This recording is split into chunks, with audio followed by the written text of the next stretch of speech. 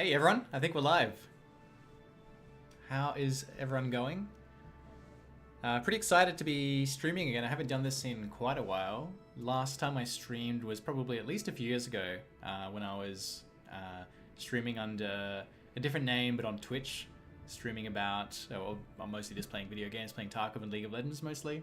But today we are playing a game, but mostly I want to talk mostly about science and doing a PhD. Some of my recent videos on my experience doing a PhD have been pretty well received. So I guess I wanted to just be live and give people an opportunity to ask any questions about doing a PhD. I'll just, if I don't get questions, I'll just talk about what it was like. But yeah, I just kind of wanted an open opportunity to talk about space science, doing a PhD, anything else I'm interested in, maybe ethics, but yeah. In the meantime, if there aren't too many questions, we can play some Kerbal Space Program. I just downloaded a bunch of mods for Kerbal Space Program this week. Haven't played this game too much since probably like 5 or so years ago was when I was last really into it. Recently, I've been playing Space Flight Simulator on my mobile, which is a 2D version of Kerbal Space Program, essentially, and that's been pretty fun. So,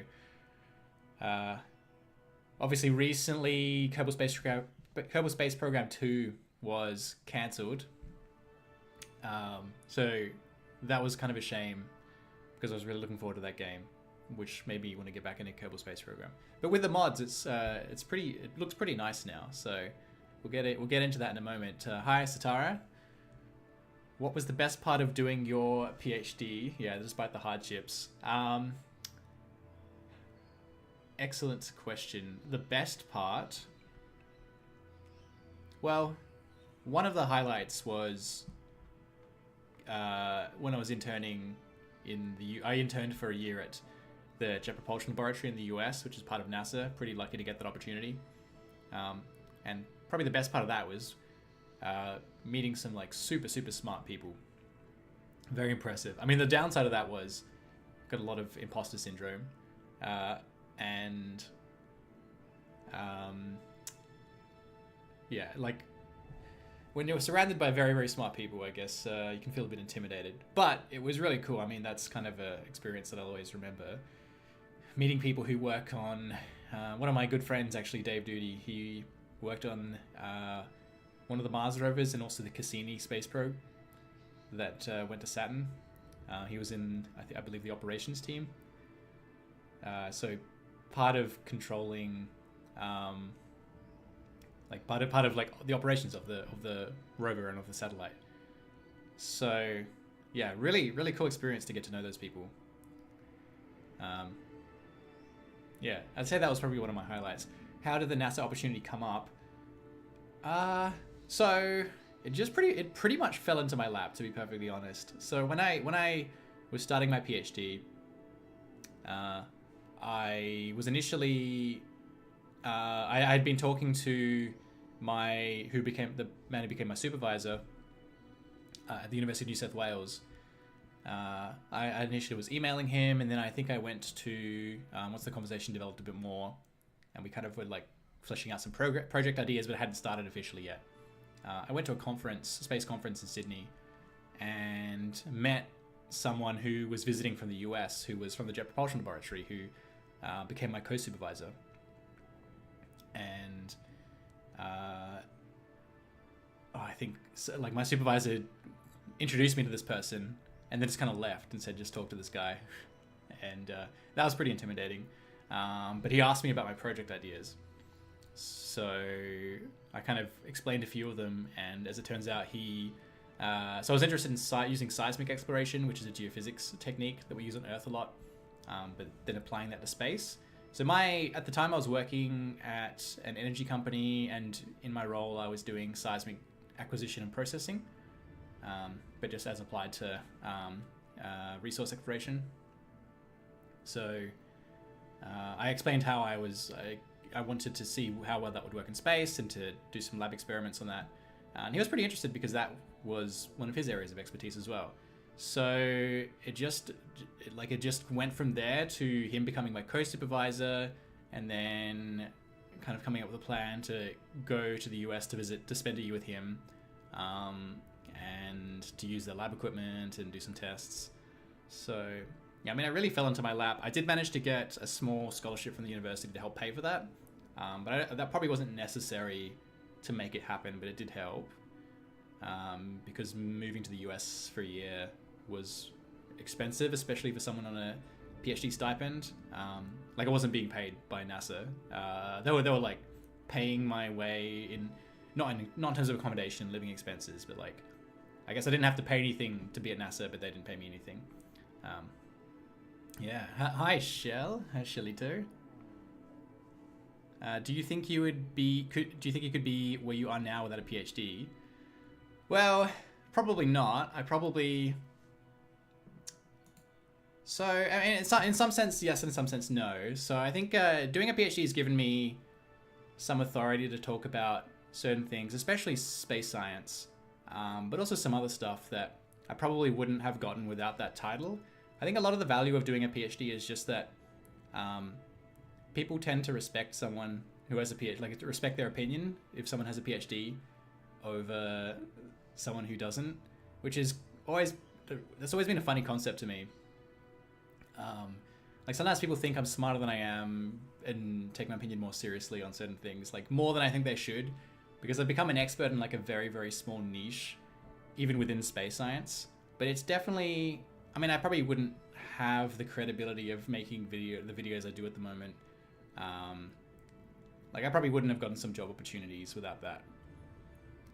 But my most recent job, I was a researcher, but not in the field of space science at all. So maybe that opportunity I could have gotten without having done a PhD. But doing a PhD does give you some pretty transferable research skills that, like, people probably take that into consideration when, even if you're applying for a job in research but not in the same field that you did your PhD in. So probably not, wouldn't be in the same place. What made you decide to do a PhD in space science? How did you start your journey? Yeah, great question. I was always pretty interested in science fiction. That's been one of my interests for a long time. I mean, when I was a kid, I was fascinated with astronauts in space. But yeah, I was always interested in science fiction movies and games. And I think asteroid mining was the one that really hooked me. Playing EVE Online and doing asteroid mining in that game. And then...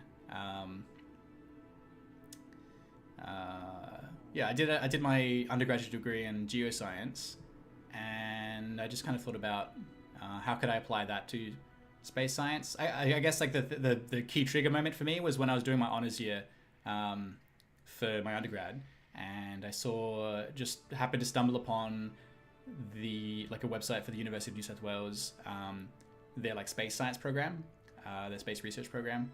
And they were taking project proposals, and I just reached out to them, not really expecting too much of that, and talked to my then supervisor, and yeah, it just kind of went from there. So yeah, it kind of fell into my lap again. So slay.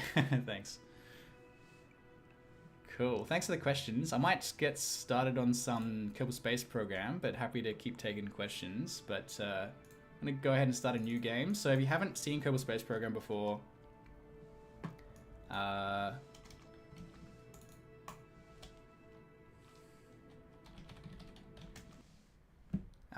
you build rockets and you send them to space. You can build satellites. You can go to the moon. And I'm just starting a new career mode.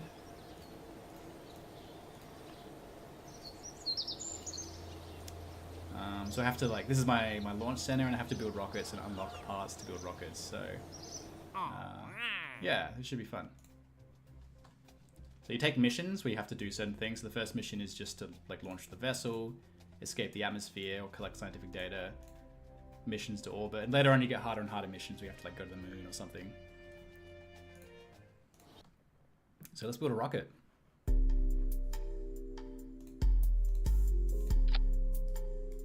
Alright, so this is where our astronaut is going to sit in this little capsule here. We don't have that many parts yet, so we will have to unlock those, but we're going to want a rocket and an engine that's a solid booster rocket. Is there any chart? Only choice at the moment. We want some fins for some stability. So pop on 4 fins like that. Very nice. And a parachute so we can actually survive. Oh, and we should put one of these on here so we can collect some science data. Very nice. And a parachute. Alright.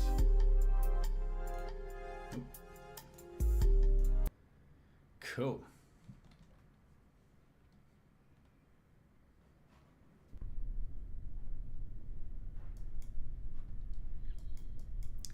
Let me know if you can hear the audio, by the way. I did check that, but I'm sometimes paranoid whether you could hear the audio of the game.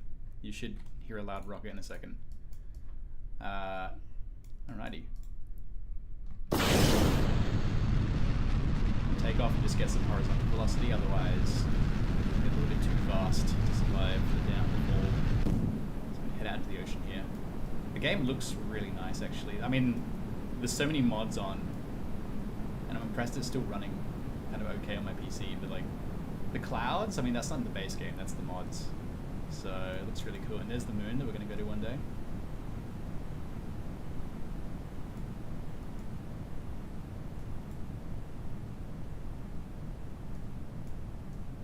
Alright, well, we've run out of fuel, and now we just kind of wait. We can take some science data while we're up here. So we're going to observe this goo. The more science data you collect, the more like parts you can unlock, and so you can build better and more interesting rockets. Yeah, the ocean actually looks really nice. Huh. The reflection is pretty accurate too.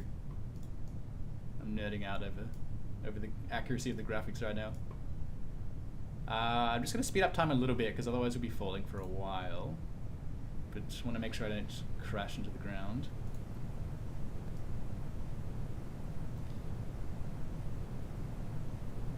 I'm a bit worried we're going quite fast. I don't know how this parachute's going to work. This might be a disaster for our first launch. Parachute's opening. Oh, okay, we're good.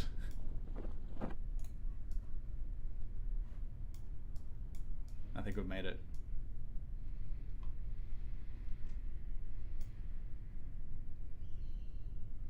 So I think we've done our first missions. That one not yet, because we haven't actually survived. Very nice. Hi, Leona. Considering that Israel has destroyed every university in Gaza, would you say it's a privilege to have been able to pursue higher education? Yeah, definitely, I guess.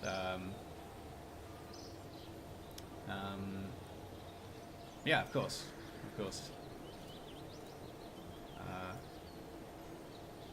I mean, in the sense of like being lucky to live in the country where I am, that's so safe and stable. Like I just happened to have been born here. I could have been born anywhere in the world. But also, obviously, like even within Australia, where I am, your upbringing can like dictate what kind of opportunities you get when you're younger, which does correlate to the opportunities you get when you're older. So, yeah, for sure. So now we can unlock some new parts. We can get some better engines, some better rockets.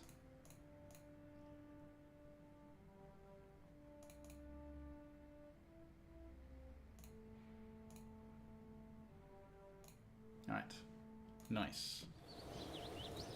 Get some new missions going as well. Thanks, Leona.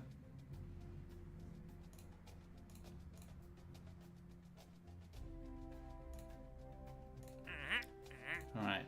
Bit overwhelming. We got like 10 missions here to choose from now.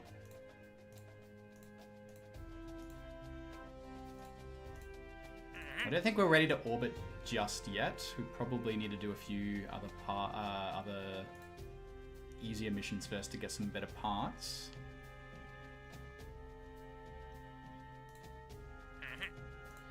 Maybe we could escape the atmosphere?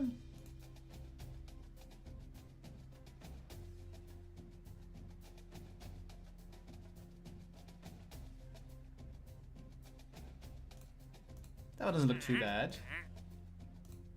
I have to splash down in the water with this engine. Let's do that, and let's see if we can escape the atmosphere.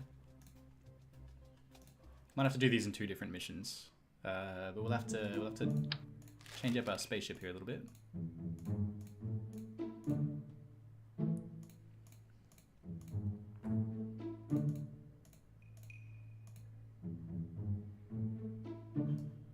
Yeah. Would have thought we'd have a vertical decoupler by now. This could make things interesting, but let's, so we want to, I think the mission was to use the swivel engine. So that's, oh, we'll need some fuel first.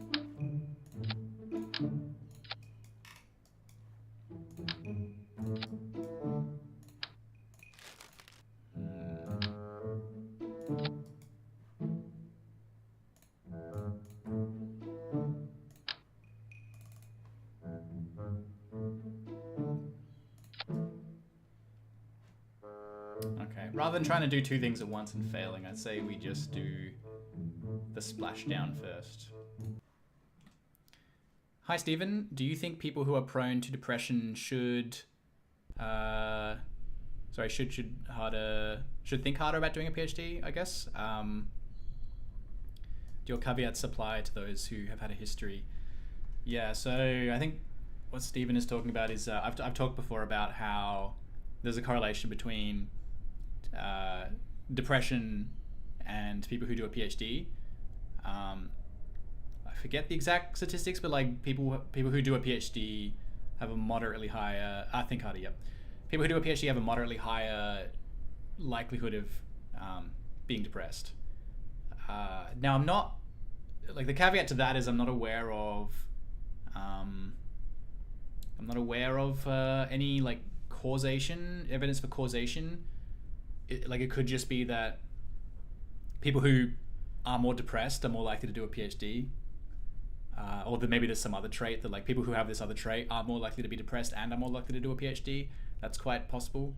I guess that's to say, I don't necessarily know if doing a PhD causes depression. I mean, in my anecdotal experience, it feels like it might, but I don't know if that's the case generally.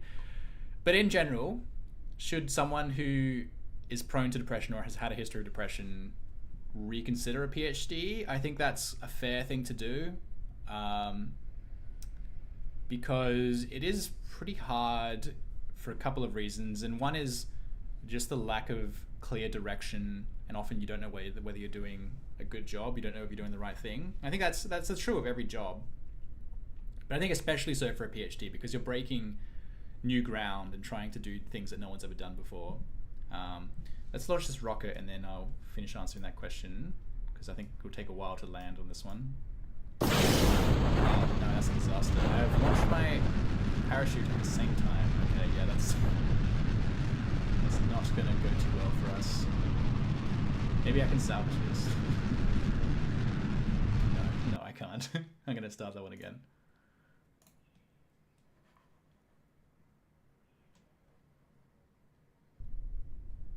Okay, so what I should have done is make a new stage here so that my rocket and parachute do not launch at the same time.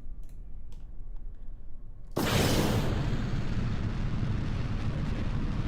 So nothing too fancy, we're just gonna slow it down a little bit. Just kind of want to land in the water without going too fast. Okay, sorry, Stephen. Oh no, what have I done? I've launched the parachute. Shambles. Okay, we're just gonna let that happen, and I'm gonna finish answering this question. So short answer is yes, I think it's definitely a consideration, like something someone should keep in mind if they're prone to depression. Probably reconsider doing a PhD. Not necessarily that you shouldn't do one, but like you should definitely go into it with the knowledge that it's going to be really hard and have a plan to deal with that. How to be proactive about that. That could even mean, like, I don't know, proactive counseling before something happens, which I didn't do. I mean, I went into a PhD knowing this statistic. I knew I had a history of depression, and I knew that people who do a PhD are more prone to depression. So I don't know what I was thinking. But I guess I thought like it was still worth it, despite that. But I should have been a little bit more proactive. I could have done preemptive counseling or something. So if you have a plan to manage that, maybe it's not too bad. Alright, somehow this still worked, despite the preemptive parachute launch here. Am I going backwards?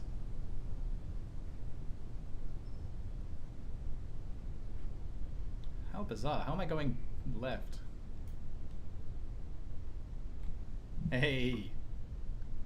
Babe, come look, my favorite vegan space scientist is live. I'll be very impressed if you know another one, but thank you, Josh. Good to see you. Yeah, no problem, Stephen.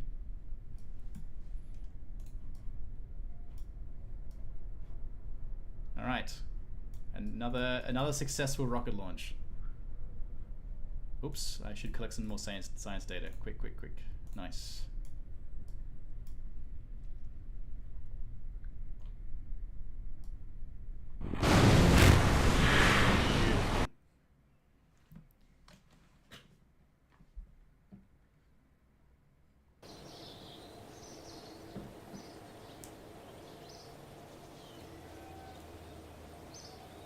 Oh yeah, I forgot I had a pilot. But this is my pilot, Jebediah Kerman. We can take a look at him in the astronaut complex. You can unlock different pilots. I think the crew module I have at the moment is only big enough for one person, but later on you can get multiple crew, so you could have like a scientist and an engineer and a pilot. I think we're a little ways off that for now, but you can level them up, and I guess that makes them better at flying or something. I'm not sure. I don't think I've gotten that far in this game. Well, hey, we didn't do that mission. Did I use the right rocket? Swivel liquid fuel engine.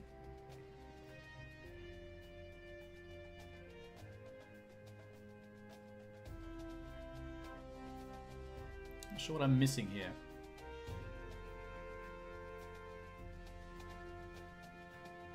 Test. Do I have to test it after I've splashed down? I think so, actually. How curious.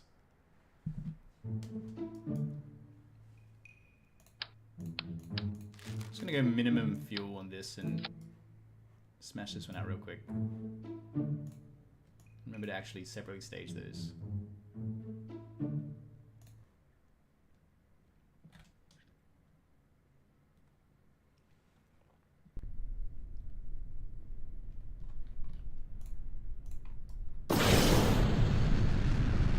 Straight out. And save a little bit of fuel for once I splash down.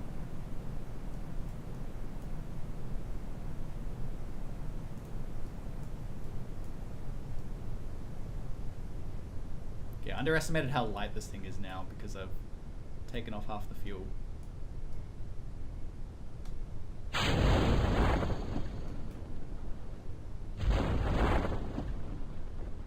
May as well get some science data. Yeah, I guess I gotta splash down and then test the engine, which seems like a very strange thing to do. But the other mission is to escape the atmosphere, which I think we'll try and do next.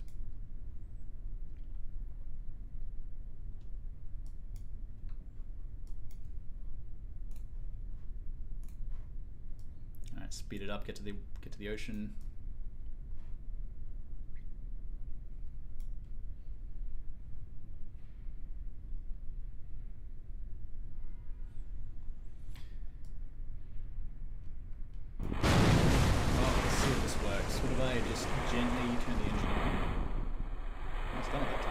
I don't think I even turned on the engine and had already done it, so I'm very confused. But anyway, that seems to have worked.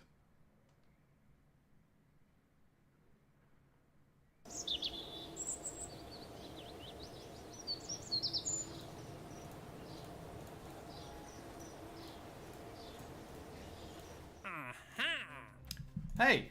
It didn't work again. I think I'm just going to abandon this mission because I don't know why that's not working. Let's grab another one. I think there's some penalty for abandoning missions, but that's fine.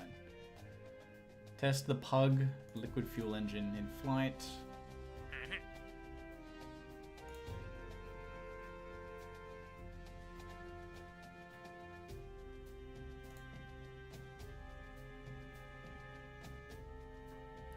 That one seems fine. So we're going to use the TD12 decoupler. Stephen, do you think being vegan is mostly a signaling thing? It's not very impactful. I will answer that once I'm in flight because bit to unpack there, and I'm not very good at multitasking. So let me just go ahead and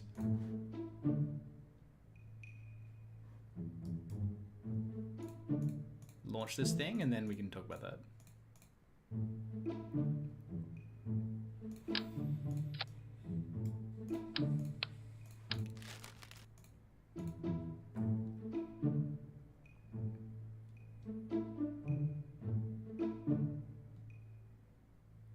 So we'll use the swivel again because that's the engine that has the most efficiency, but we'll get some fuel, and we're going to put a booster stage on this one as well.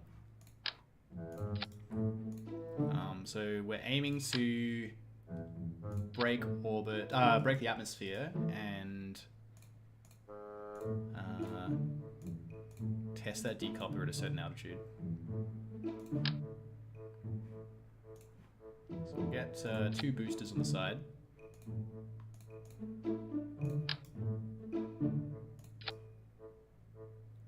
Nice. Oh.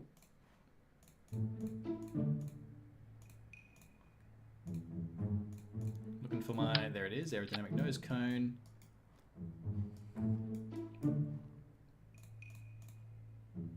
Chuck some fins on there.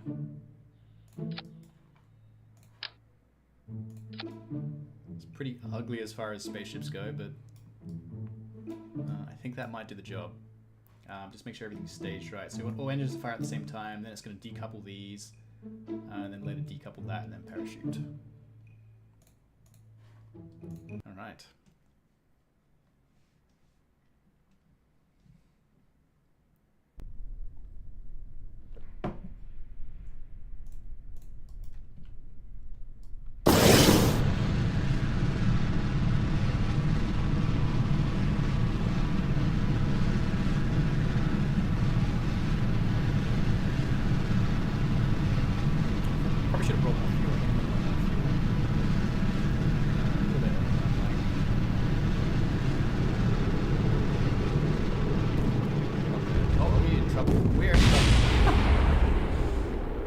Okay? I think nothing important broke. I don't know what broke. Oh, our fins broke. Yeah, that's fine. We don't need those. Just gonna drop those. Those off. We don't need those anymore. Yep. Are we gonna break the atmosphere? I'm not sure. Anyway, we're gonna chill now because we're in flight, and that Milky Way looks pretty cool. So enjoy the view, and I'm gonna try and answer that question. I think it's partly a signaling thing. I don't think it's mostly a signaling thing. So, I mean, rocket sound is a little bit loud over your voice, by the way. Thank you. That's good to know. I will see if I can turn that down. Yeah, this game's like very loud sometimes and very quiet some other times. So I'll turn it down a bit. Let me know if that's fixed it once the rocket fires again. I'm not gonna make that height. I don't think I'm gonna. I might just escape the atmosphere, but we'll see. Yeah, so it's partly a signaling thing. And I think signaling is still important to an extent. I think like signaling good values in general is valuable because it makes them more commonly, like more accepted, makes them more normalized. Like it has a small positive effect in that sense. So like often signaling is used as like to describe, I'm not saying you're necessarily saying this, but often signaling, like people use that to describe something like in a negative way, but I don't think that's necessarily the case. So, but I mean, you know, it's like relative to the scale of the problem, one person being vegan is not like, it plays a small role in relative to the scale of the problem, but I mean, you're still reducing the number of animals farmed And to those animals, I think that matters. Yeah, I mean, it's like saying, like, do you think saving the life of one human is signaling? Like, yes, but it also matters to that human, and that matters for their sake. So both, but not. I think the signaling is good, and I think it's like the direct impact is also good. Hey, we just reached the atmosphere. We're not going to make it to. That's as high as we're going to go, so we're not going to complete that other mission because we're only about halfway there. We can get some more science data because when you're in space... Oh, my science data got destroyed. Right. Unlucky.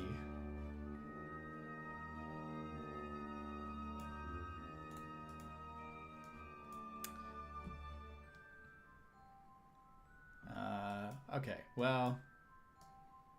I guess we're just chilling. We'll detach that. And we can kind of just wait now, I think. We can speed up time a little bit.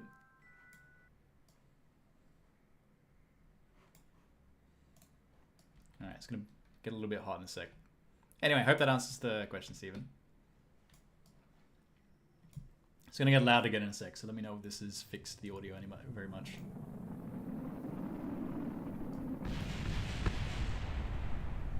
I just heard our rocket blowing up above us somewhere.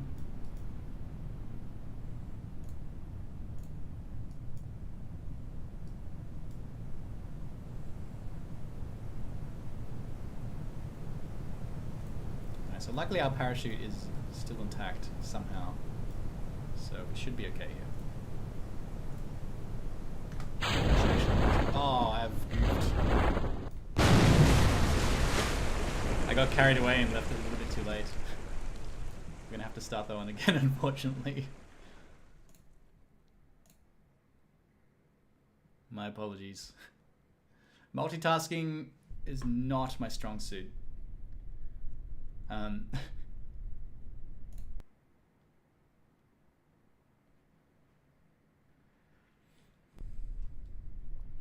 When I'm playing a game that requires like a decent amount of attention, I can barely even hold a conversation. All right. We should go further on. See how high we go.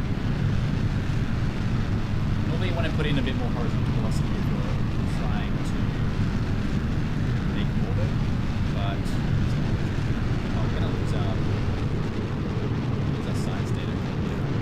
Yeah.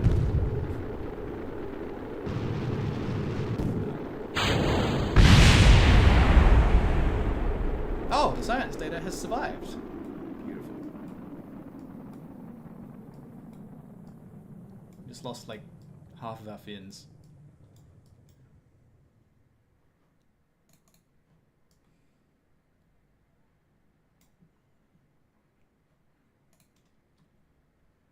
Definitely still quite loud? Yep, sorry about that.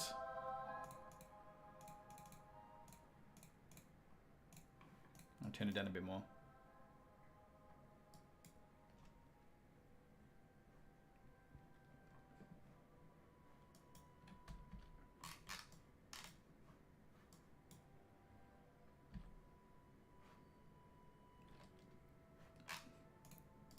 All right.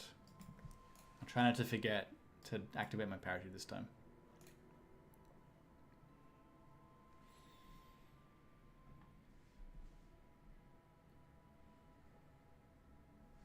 Does anyone have any suggestions for any space games? Because I'm very much in the mood for new space games at the moment. There's one that I'll have to check the name for in a moment, but it looks pretty cool. Maybe we can watch the trailer for it together. So The Expanse is one of my favorite TV series because it's a sci-fi that's very realistic. A lot of sci-fis are not very hard sci-fi. They don't really follow like consistent rules of physics. But yeah, the Expanse is like very, very realistic in terms of the physics. So this game reminds me of the Expanse, so that's why I'm kind of excited for it. Daniel is currently playing No Man's Sky. Okay, I've seen. I think I've seen a clip of that. I haven't really given it a proper consideration. Oh, Space Engineers, cool. Yeah, those seem like good ones to look at. I've heard of both of those and haven't really looked at them too much, but I'll definitely do that. I'm gonna pop my parachute early to avoid forgetting once again. There we go.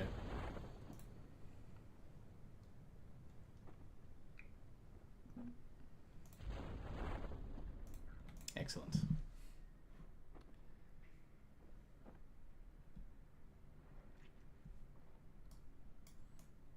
Yeah, No Man's Sky and Space Engineers, that sounds good. If I do another one of these streams, maybe I'll try one of those. I was playing I did play Elite Dangerous for a little while. That one, I felt like, because I don't have a joystick or like a throttle, I felt like those would be more enjoyable with a joystick and or a throttle, or two joysticks. Because it's more about like, it's more of like a flight simulator, I guess. Does Daniel play No Man's Sky with a joystick or just with a keyboard and mouse?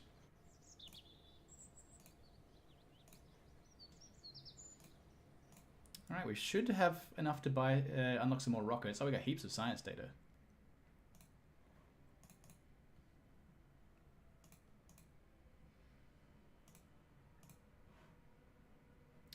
Alright, we'll get that because that unlocks another science part that we can use. And then this has better parachutes and heat shields, nice.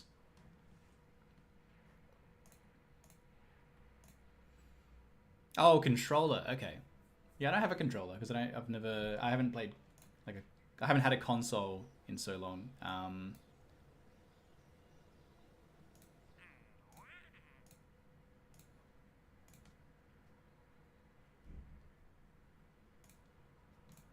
Some of these missions are hard because you have to be at a very specific altitude and speed when you use the equipment to test it. So I don't tend to like those missions that much. But it looks like I have to try one of them, so we'll try this one. Test the parachute from 11,000 and 15,000 meters.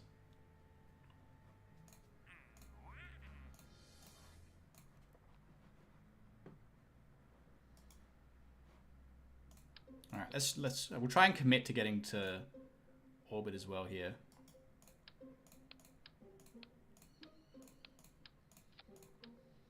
So I'm gonna pop that heat shield on that I just got. That's a baby heat shield. We want that one, I think. All right, it's gonna help us actually survive the re-entry because we'll be going a bit hotter and faster, I reckon. Cool, got some more science we can collect.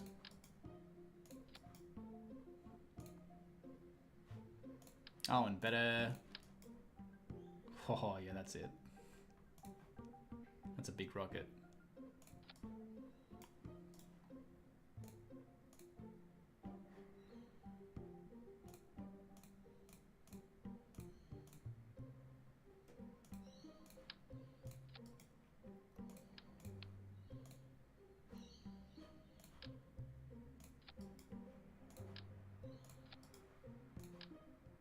All right.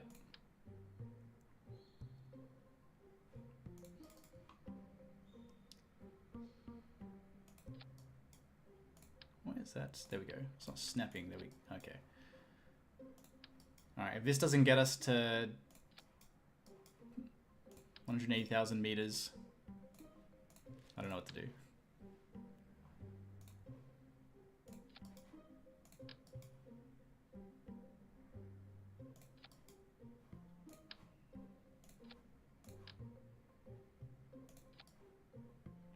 That may or may not be overkill on the fins. But let's see.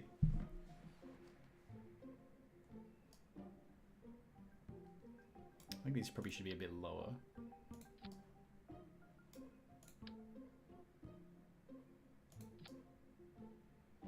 Oh, that's... yeah, that should go there. Alright, nice. Oh, it's too heavy now. Oh, I have to upgrade my launch pad.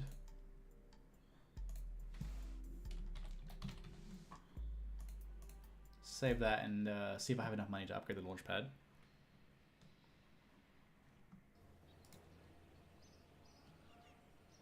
Is that my money? Yes, it is. 294,000. Ah, perfect. What else do I want to upgrade? Yeah, let's upgrade that. Oh, I think I can get another mission.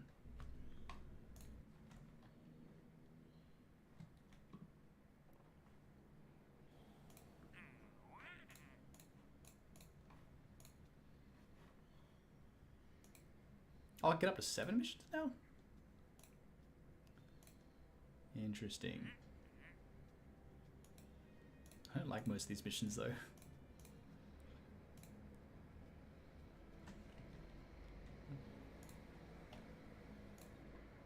Alright, let's try this. Yeah, let's just see if we can get to orbit with this guy.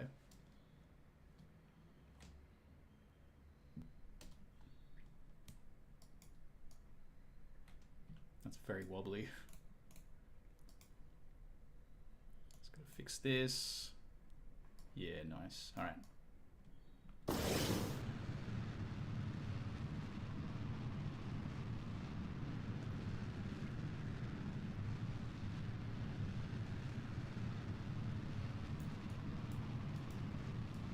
We'll see what you're like now. Anyone?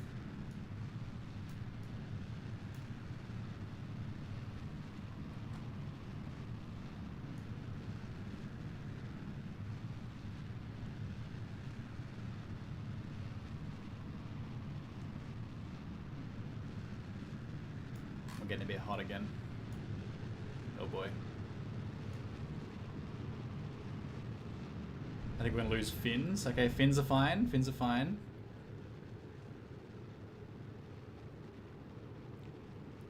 So there's a point in... oh, I can drop those now. Nice. There's a point when you're taking off in a rocket, and this is applies to real life as well. There's a certain point in the launch process where it's where you're at the... I think it's the max dynamic pressure. May have that slightly off, but when you start, you're at the atmospheric pressure, the air resistance, it would be at its strongest at ground level, but as you go up, the amount of atmosphere is reduced. But then when you're at the ground, your speed is at the lowest, but that increases as you take off. So there's kind of a middle point halfway up the atmosphere where the combination of your speed and the atmospheric, the air drag is your max. It's where you're going to experience the most heat.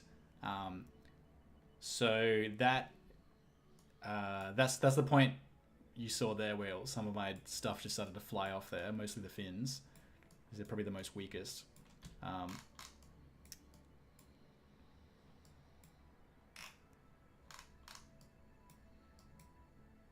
So what usually once you pass that point, then you're kind of chilling in terms of like needing to worry about heat damage. I think I absolutely butchered that explanation, but hopefully that made sense. All right. So now I've got a bit of fuel left.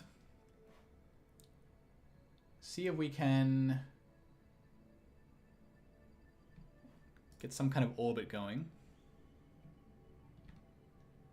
So we want to fly perpendicular, rather parallel to the ground, and see if we can increase that to some kind of orbit. I don't know if we're going to have enough fuel. Pretty close though, actually. I think next launch we'll be able to get that. Okay. Close, close. But we can get some science, and I think we should be able to complete one of our other missions.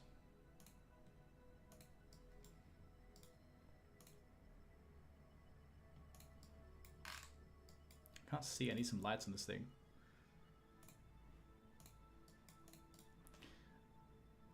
Alright, so... yeah, that's pretty close. I think a bit more fuel and we should be able to get some orbit. Our other mission is to activate that decoupler at 170 to 180 kilometers. So we can do that. We just gotta speed up time a little bit.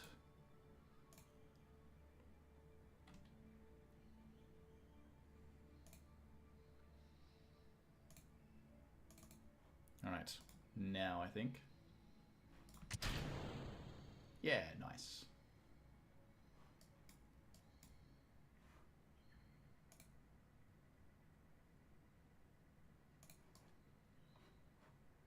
Oh, that's dark. That glow of the sun over the atmosphere there looks amazing. I can tell you that's not in the default game.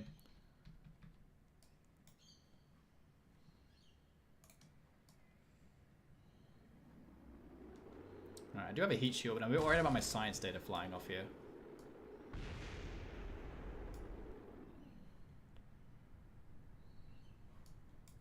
I don't think we lost anything. Okay, yeah, nice. Nothing important. Okay, we're coming into like a mountain region here. That's pretty cool. I don't remember that Milky Way being quite so spectacular in the base game either. Oh, I forgot about that other mission to activate my parachute at a certain height.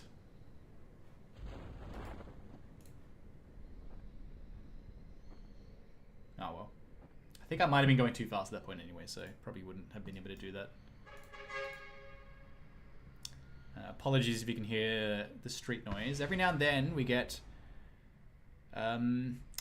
someone who just decides to rev their engines. We live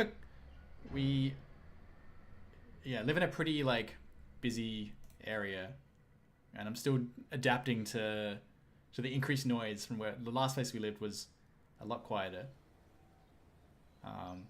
Which is really unfortunate when you're trying to record a video and you've got buses and accelerating cars outside doing the thing. We got a bucket load of science data there, so we can unlock a lot of stuff. I think we'll definitely be able to get orbit next time we take off. So what do I want to get? Got a bigger crew cabin, which is pretty nice. So if we want to put more astronauts into our spaceship, we can.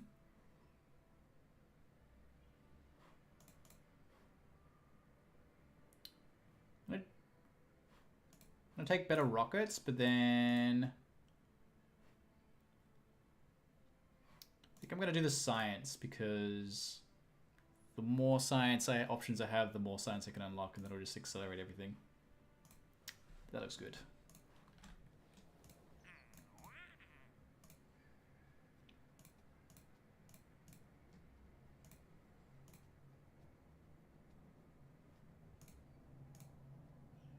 Yeah, I really don't like these testing missions.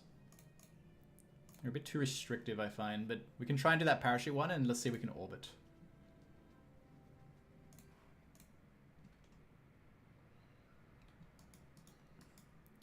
So,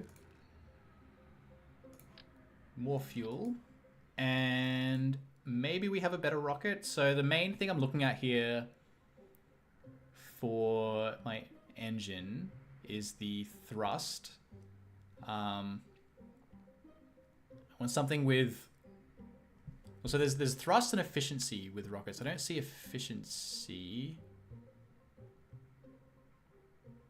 Is that it on the right here somewhere? So the thrust is like your instantaneous thrust, which is like you want high thrust for taking off to break the to break out the atmosphere, but then longer term you probably want something with more efficiency. So maybe finding a balance for this engine. Hi Ben, I thought your bystander effect video was super thoughtful. Thanks for sharing your experience. Are you still rattled at all from it? Thank you, appreciate that.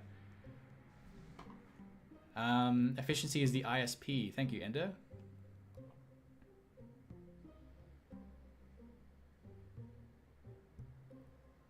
I don't know if I'm blind because I can't see ISP.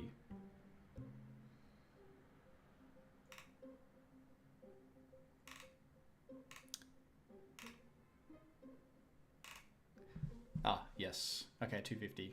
Cool. I guess that's 320 in vacuum, I'll assume. At sea level, probably, yeah. Yeah, thanks, Ben. I don't think I'm rattled from it. It took a little while, maybe a few months, before I kind of got back to normal when I was in public spaces. Like, I definitely took public transport a little bit less often, quite a bit less often for a few months. Yeah, I don't think I am anymore. I mean, for a little while I was trying out a few different things to try and help me feel better. Like, I tried martial arts, I think I mentioned in the video, self-defense. I tried jiu-jitsu and boxing. But I think the motivation for that just died a bit over time. So, yeah, I'm okay now. Thanks for asking, though.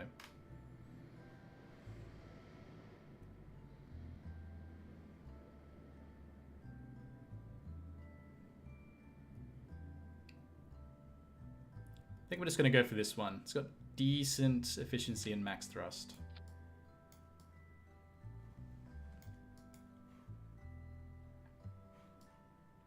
I think 4 boosters would be overkill, but maybe a bit more fuel.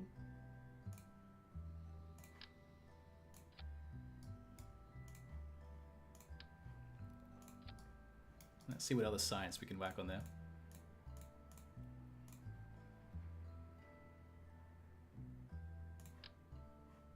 That's too big.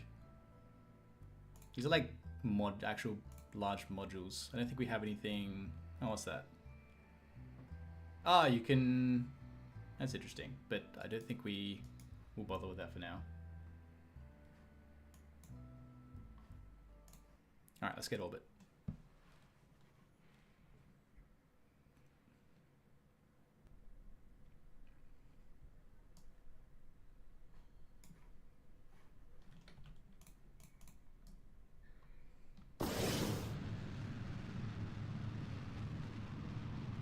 Oh, that's too much. Okay. I thought we lost control there for a sec.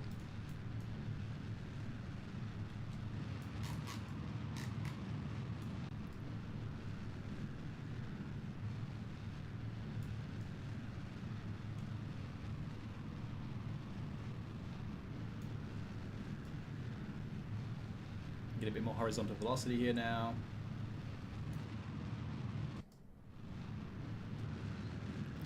I think we're looking pretty good here. So we'll lose the solid fuel engines in a sec because they're about to run out. Experiencing that max dynamic pressure there. But let's kill that engine for a sec because I think we just want to get up to there and then use the rest of our fuel on getting us in orbit.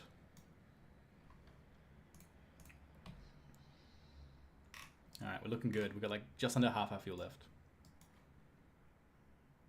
I'll see if I can remember to use the parachute this time.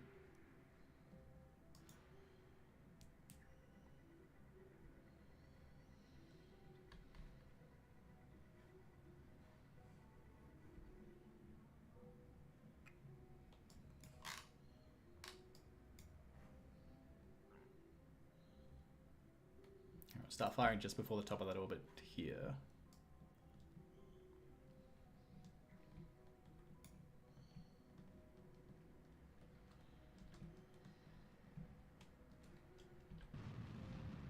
You know, I almost did. I almost pressed spacebar, which would have detached my whole main stage there. I think I've done that a few times now. Alright, so...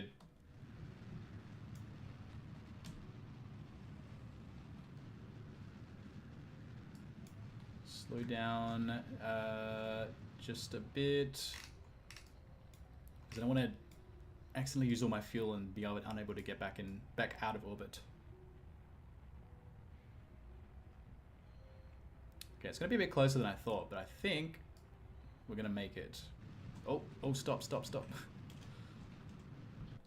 I forget which button is which sometimes. Okay, let's speed up time and just kind of circularize that a bit. Oh, there we go. We're in orbit now. Excellent.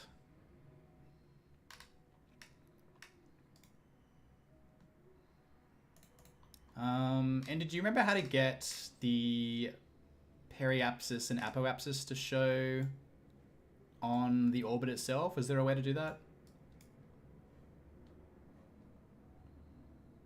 Because I want to see how high that is. Am I going to clip the atmosphere there, or do I need to reduce it a bit?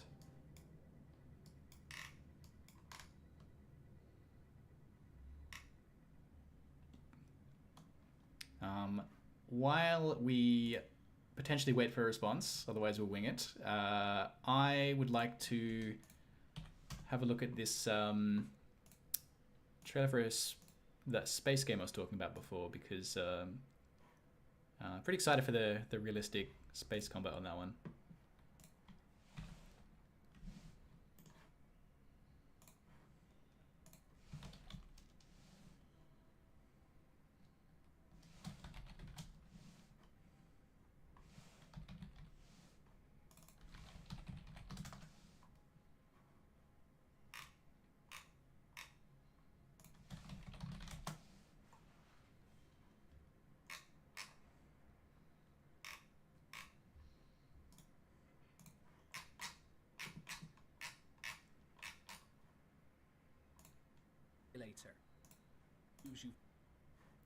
In the black. Yeah, this is the one. Two Far Cry projects, but why don't you do a space? It takes a little bit of getting used to. I mean, you make a bird to play this game. Yeah, so the thing I like about this game is a lot of space games, I mean, Kerbal Space Program is accepted, but a lot of like space combat games, when you accelerate, you kind of just accelerate up to a max speed, and then when you stop accelerating, you kind of come down to a stop or something. But this game looks like, I don't know if it has an upper speed limit, but it looks more realistic in the sense that like you build up some speed, and like you have to turn around, you have to flip and burn, so to speak, to like actually try and reduce your speed relative to the thing that you're passing. So, I mean, Elite Dangerous does this pretty well. I can't remember if there's a max speed in Elite Dangerous, but yeah, this looks pretty interesting. I think it's still in some kind of early access. So, yeah, looking forward to that one. Maybe I've got to get a joystick someday. And said you need to upgrade the tracking station to unlock it. Right. The mission completed, you should be fine. Yeah, I'm not worried about that. I'm just more worried about like how much I have to reduce the periapsis to come out of orbit. But we'll work it out. Yeah, I'll spend some money on upgrading my tracking station after this.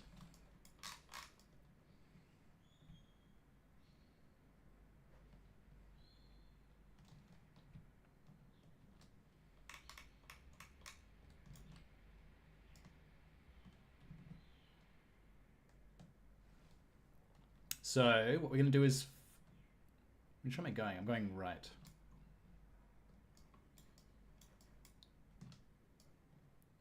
I'm going to burn a little bit of fuel to reduce my orbit, and that should bring us back into the atmosphere, and then we'll be sweet. What was my other mission? Parachute.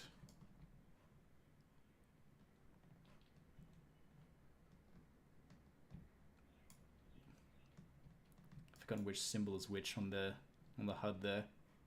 Let's see if that does what I want it to do. Yes. All right, cool.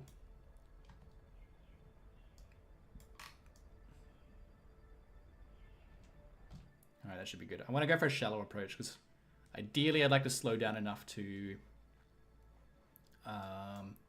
be able to use that parachute at the right speed. So I could probably detach this guy now. Maybe take some science and just speed up time a bit.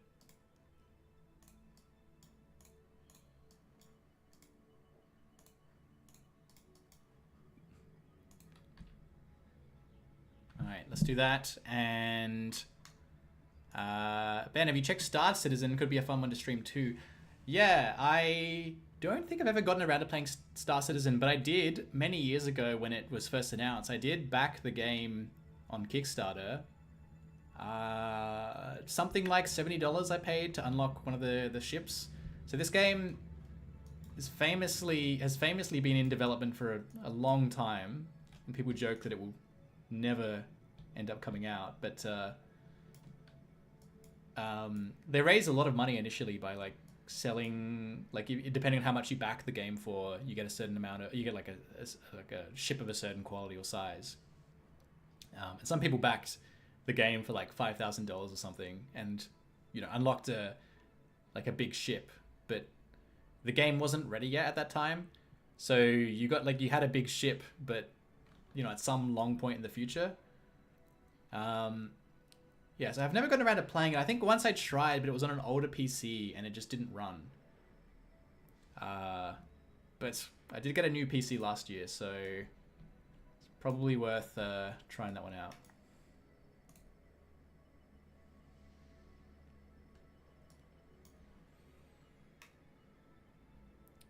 Hello, the Ultimate Reductionist. Here are super geniuses in the field of biotech.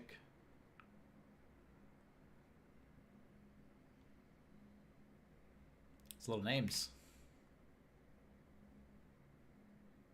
Oh yeah, I've heard of New Harvest.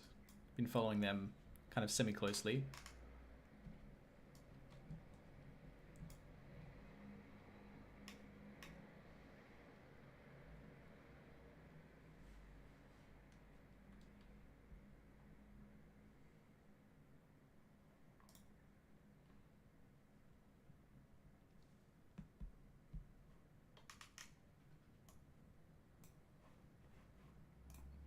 Ben said, oh, that's amazing, and it only works like... I've got this annoying little button that's like right above your other word there. It's only... It only works like half, I think. Half the time. Ah, yeah, that makes sense. It only works like half the time, but it's really fun. I'm losing something here. I heard something blow up. It only works like half the time, but it's really fun when it works. Yeah, cool. Well, I'll try that. I mean, I've got to try and get my $70 worth one day.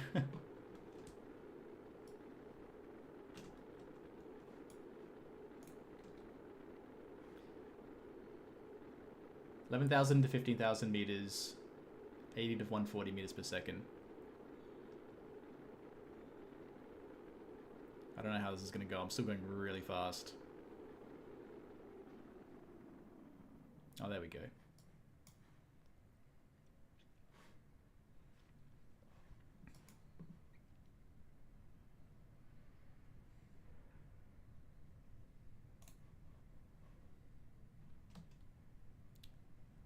Oh, still getting close. No, I'm not going to slow down enough though. I'm still going like double the speed I need to. That's fine. We will land. We will be fine. See some trees down there.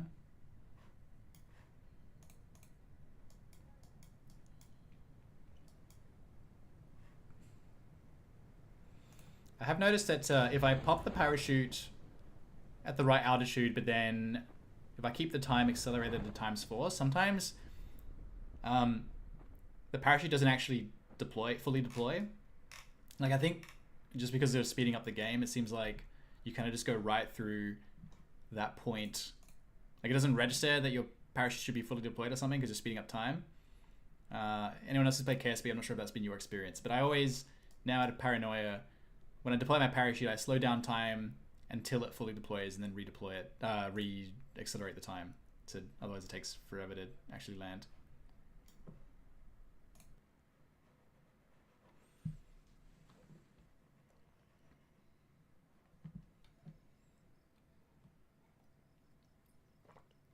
Alright, so I want to... It's a lot of science, nice. I want to upgrade my tracking station. It would be nice to see some more details about the orbits when I'm in space.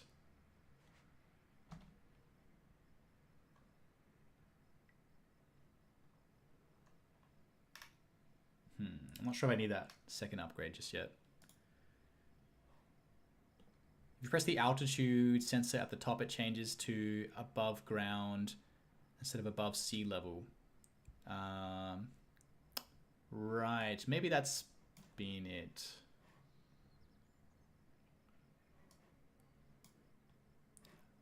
at the top of the parachute or the top of the screen? I'll have a look in a sec anyway.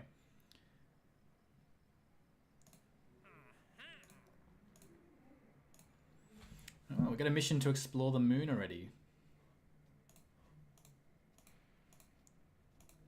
Let's try and do that. I'm going to make that my goal for the rest of this stream. Get to the moon and hopefully back. I don't know. I don't think you have to... Doesn't seem like you... Oh, no, you do. Okay. You do have to come back.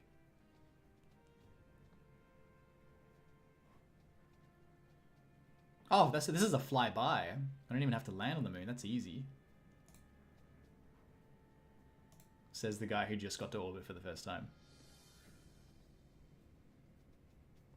Yeah, let's do that. Probably going to need to upgrade that, so I can get some more parts on this rocket. Okay, well if we're doing a flyby, I don't need to actually build a lander. But I probably need a bit more oomph on my rocket.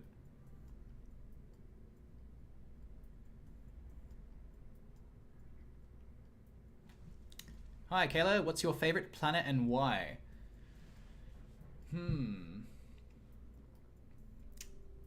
I often think about my favorite asteroid, but I don't think about my favorite planet that much. I mean, the planet I know the most about apart from Earth is Mars, because of my PhD being mostly focused on the moon and Mars. I'm not allowed to say Pluto anymore.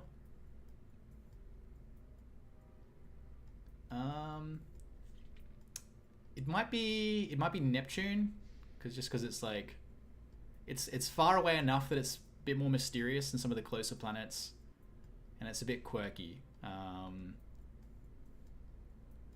It's like a little bit different. Neptune's the one on the side, right? Or am I blank? Am I mixing that up with Uranus? Yeah, probably Neptune, I'd say. If not Neptune, then maybe Mars.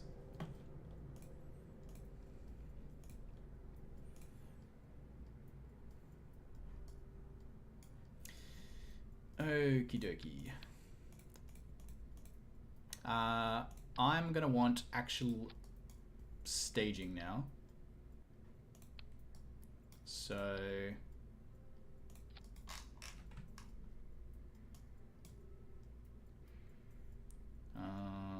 let's see, maybe that could be my final stage. So for the final stage, I want something more efficient. 310, 320 in vacuum.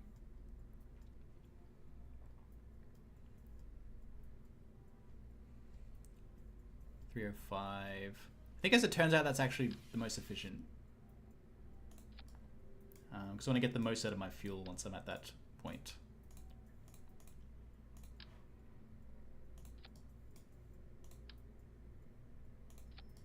And then we'll have that right there. I can probably see how that goes.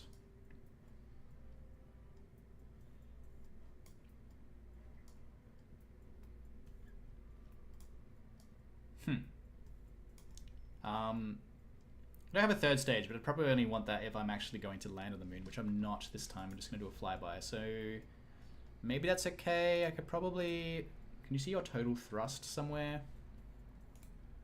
Thrust to weight ratio.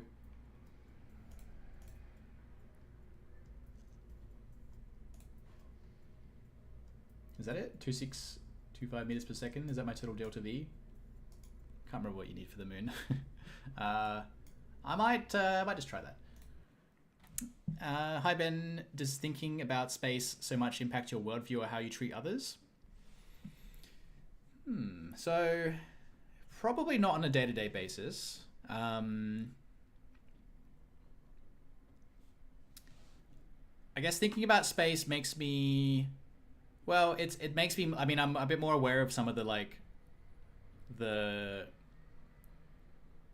the cosmic existential risks, like asteroid and comet impacts, gamma ray bursts. I probably think about that stuff more than the average person, and that has affected like what I tend to focus on when I'm trying to do good in the world.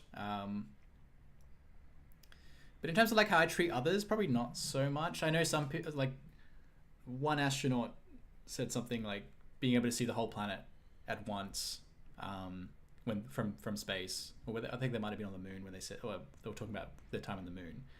They said that that changed like how they saw Earth when they came back. Yeah, I don't know. I mean, I'm curious. Obviously, I haven't been to space and never will, but I wonder how much of like a spiritual experience is that? How much does that change your worldview? But for me personally, I don't think that's changed my worldview that much. Which sci-fi media influenced you the most? I think it might be... Well, so EVE Online and asteroid mining and EVE Online probably sparked my interest in the research that I ended up doing in my PhD. So that like might have changed the course of my life the most. But The Culture by Ian Banks is by far my favorite sci-fi book. And I just love the way that they talk about like different ethical issues and ideas that might arise in a futuristic kind of partially utopian society. So in terms of like how much what's changed the most about how I think about things, it's probably Culture by Ian Banks, which I highly recommend that series. Let's fix these stages so I don't mess up here. Okay, so we're going to fire main engine and boosters, drop the... Oop.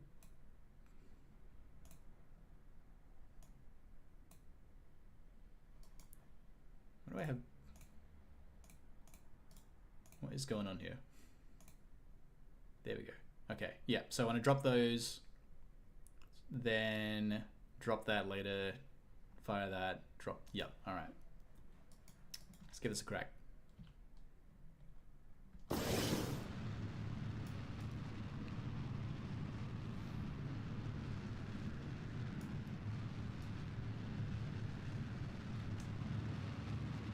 Oh, we have... I don't think those orbit lines were there last time. Must be the tracking center.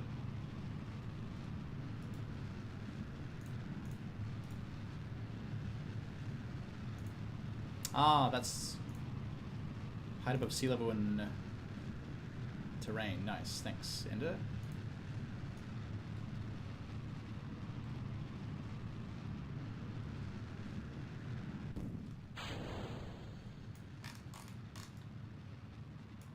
Oh, cool, we got the apoapsis now.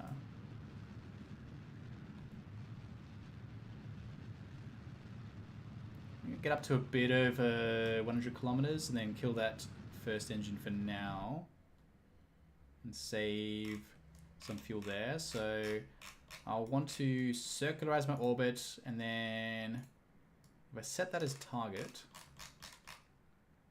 I wonder if it's going to help me get a close approach for that, so I know when to fire my engines again.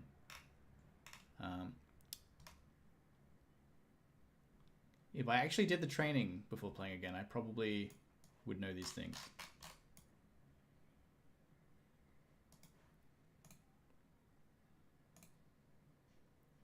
Let's go ahead and get a circular orbit now.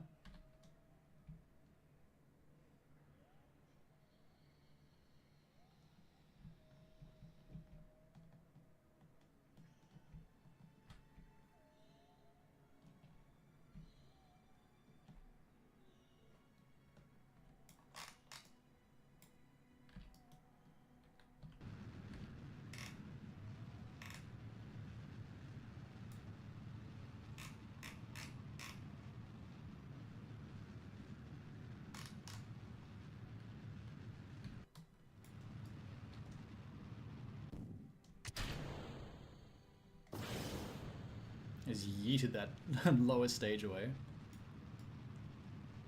Oh, and I think I'm gonna have enough thrust here. Yeah, nowhere near enough. I mean, even if somehow I do, which I don't think I will, I wouldn't be able to get back. Bugger.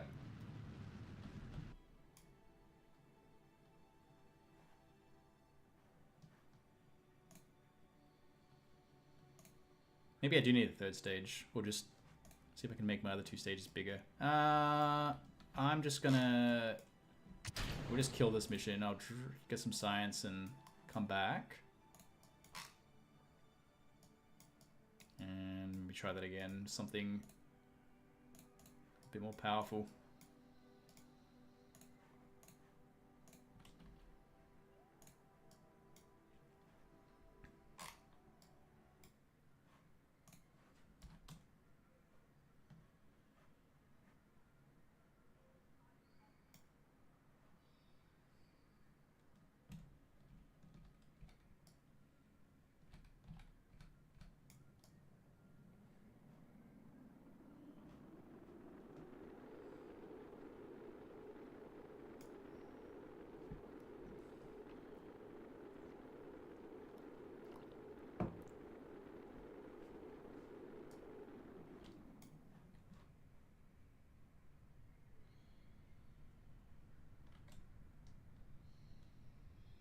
Too fast for that mission once again.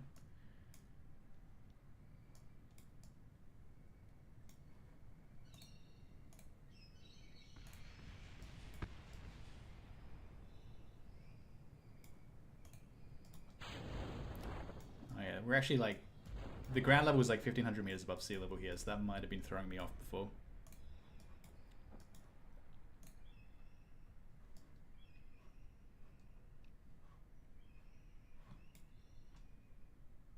Alright, well, back to the drawing board on our little moon flyby.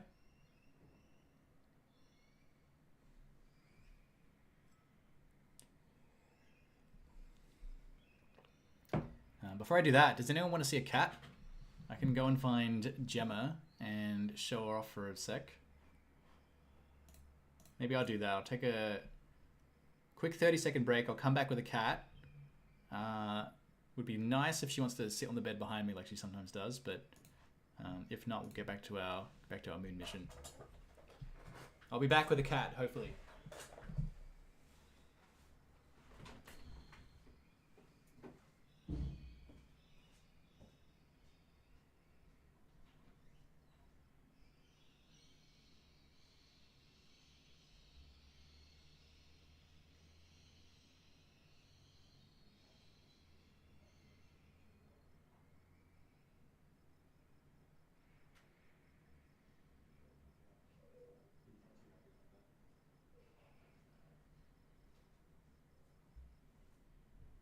She's a bit heavy.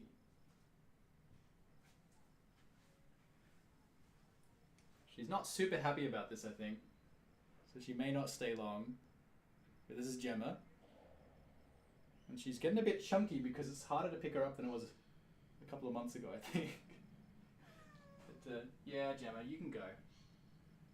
She likes this blanket, so maybe she'll stay there, but no, never mind.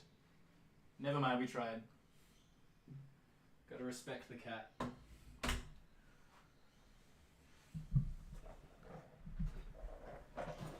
So that was Gemma. That was our rescue cat.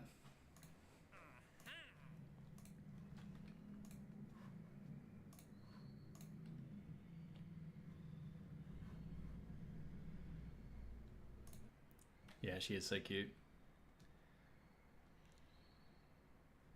She's actually a mother cat because when we didn't find her, but the people who did, she was already pregnant when they found her. They found her just outside their building, and she gave birth the very next day after they found her and like took her in. She was just like a street cat hiding behind a dumpster. So she had 6 kittens, and they were all fostered off as well when we took her. So she, I think, stayed with her kittens for a couple of months. And then she was pretty sick of them, I hear, by the end of that, because she started hissing at them. So I think she was ready to give up the life of a mother and just kind of retire at our house. So that was nice. Alright, we can get a better solid fuel booster. I think that's going to be the way to go here. I'm running out of money, though. Oh, I forgot there's a cost to launching rockets, isn't there? Well, I better get this one right, otherwise we're going to be in trouble. I'm gonna maybe I'll just go overkill on this one.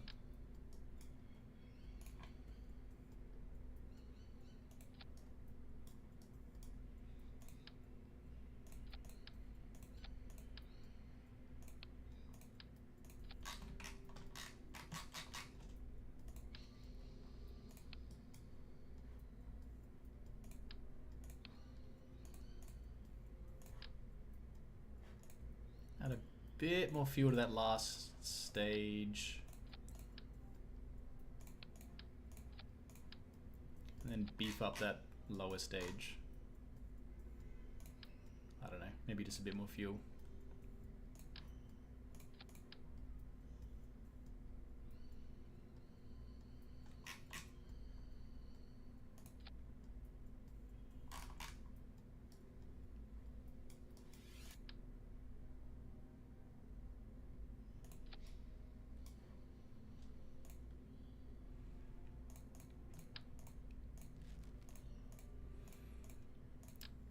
What do you think, Ender? Anything I can do to beef this guy up?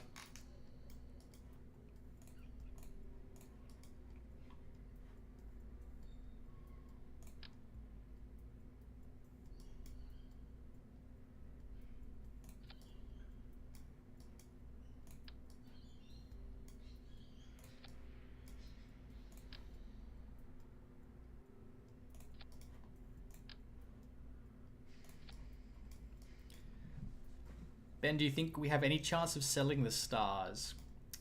So, I think settling somewhere else in this solar system is probably going to happen at some point. I mean, maybe 4 boosters. Yeah, I was thinking about that. Yeah, all right, let's do that.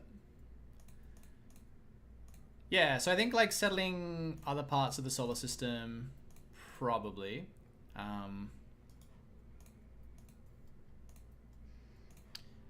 There's a really interesting visualization of like, I mean, we've had, you know, something like a couple of % of economic growth for the last couple hundred years, give or take. And I mean, even if that continues somewhat at that pace, within a couple of hundred years, like the economic value in general is just going to be so much higher. Like maybe it won't continue, but so assuming we don't get stuck by running out of certain resources that we need and we get stuck on Earth, or assuming no natural man-made disaster occurs, or we kill ourselves in nuclear warfare, I think it's pretty inevitable that eventually we'll have some people with a semi-permanent or permanent presence in space. Now, other stars, I don't know. It's hard to say never, like assuming we don't, you know, eventually kill ourselves. But the reason I'm hesitant to say we will settle, what's that? Oh yeah, I've got to replace my booster. Yeah, the reason I don't think it's likely is because for biological life, like us, to get to other planets, so like you could have like a generation ship where people just kind of live out their lives. I mean, it would take so long to even get to the nearest star based on our understanding of, you know, we can't go faster than light speed. So at the most, it's going to be 4 years to the nearest star, Alpha Centauri. But, you know, it would probably be even longer than that because we can't even approach light speed with something like a spaceship. So you could do a generation ship, or maybe you can freeze people in cryo. But I don't think, if we colonize the stars, I don't think it will be people. I think it will probably be digital life of some kind. Like maybe an AI that can self-replicate, like a von Neumann probe. I think that is more realistic than us actually getting to the stars. So maybe one day we'll seed the universe with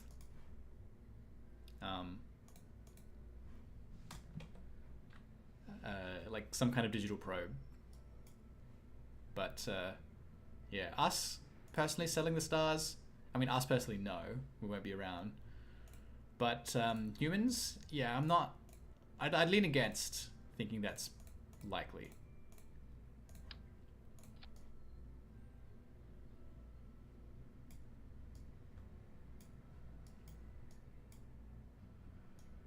But who knows? I mean, technology today is so unimaginable to someone a couple hundred years ago, even 100 years ago, 50 years ago for some things. So, you know, maybe I'm falling into that same trap. Okie dokie. Can I even afford this?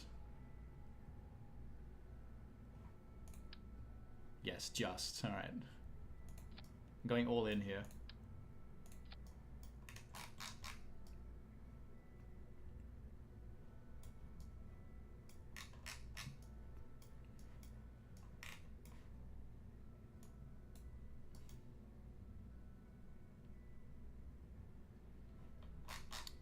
Alright. Looks good.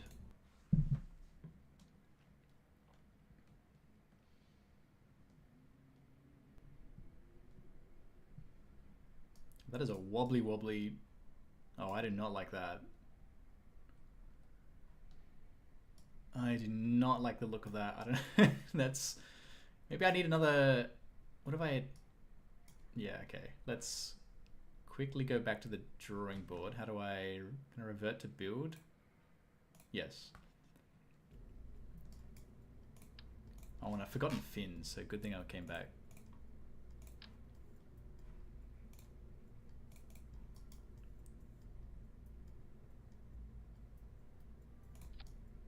Maybe that?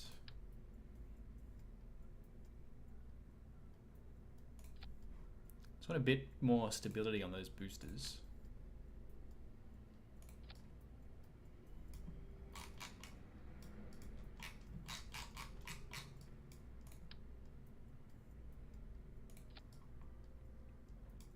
Okay, I'm hoping that's going to do what I want it to do. And I want those 4 stages to go at the same time, so add struts to the boosters. Genius. I do have struts.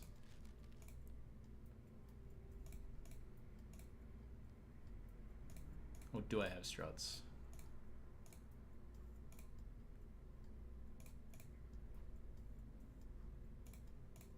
I may not have struts.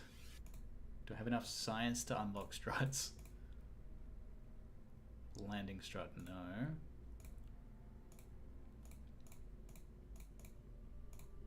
Is that what I want? I'll come back to that. Let me see if I can find some struts. Steven, so you don't reckon AGI in our lifetime equals immortality?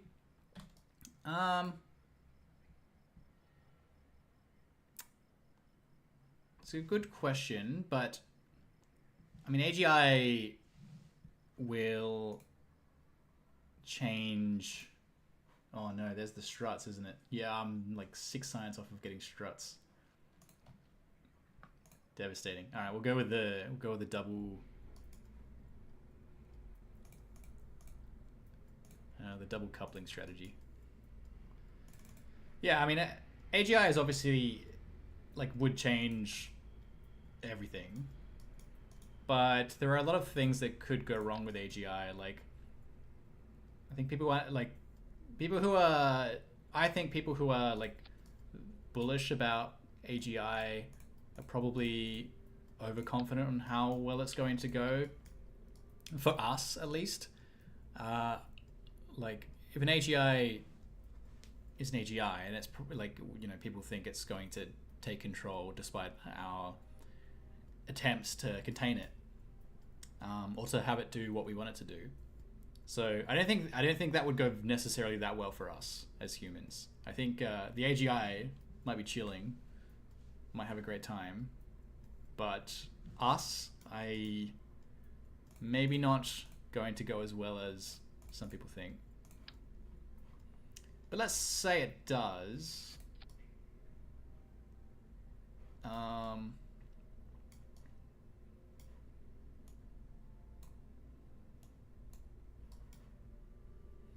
Yeah, it's maybe.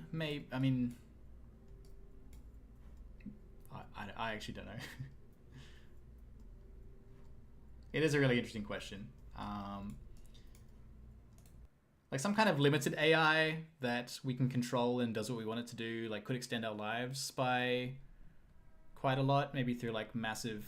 Oh, that is not doing what I wanted to do. Did I add the struts or did I forget? I mean the couplers. It's just not actually attaching to that bottom coupler, is it? I think I might just have to hope that the floppy rocket does what I want it to do.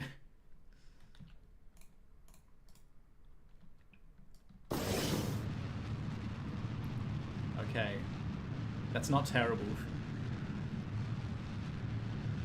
There's one floppy rocket.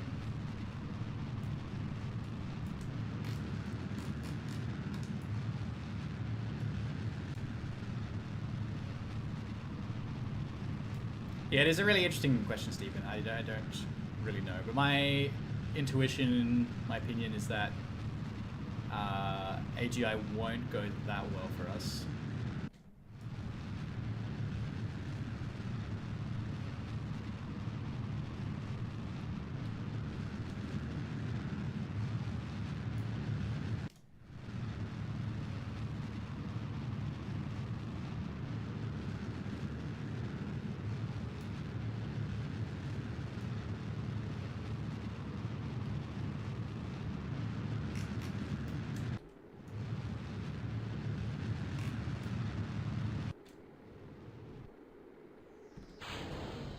Oh no, floppy rockets. That one is like attached to me. Okay, there we go, slipped off. they're like glowing, that's kind of cool.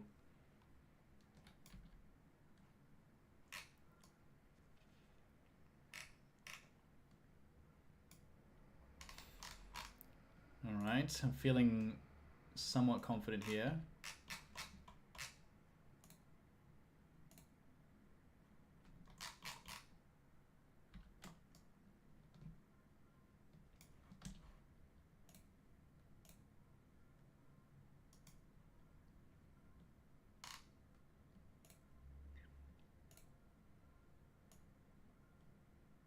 Yes, I remember this. So I'll probably, well, I'll get here first and circularize. I can just do that manually.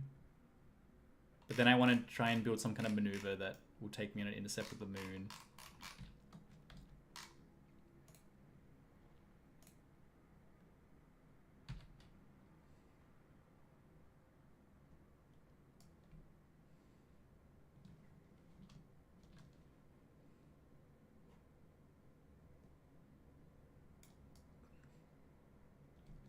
So I've got like a third of the fuel left in my first stage and then everything in my second stage.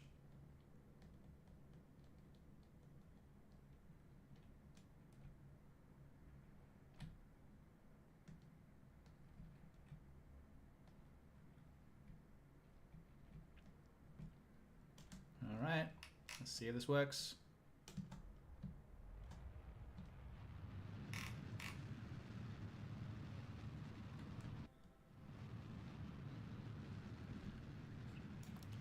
Thoughts on solar geoengineering, spraying dust or water vapor into the atmosphere to regulate temperature?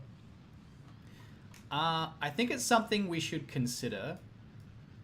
Now, so some people talk about using geoengineering for like overcoming the like effects of climate change. If we can't mitigate climate change and we don't think we can adapt to it, should we try something a bit more drastic, like, you know, people talk about like spraying aerosols in the atmosphere to reduce the amount of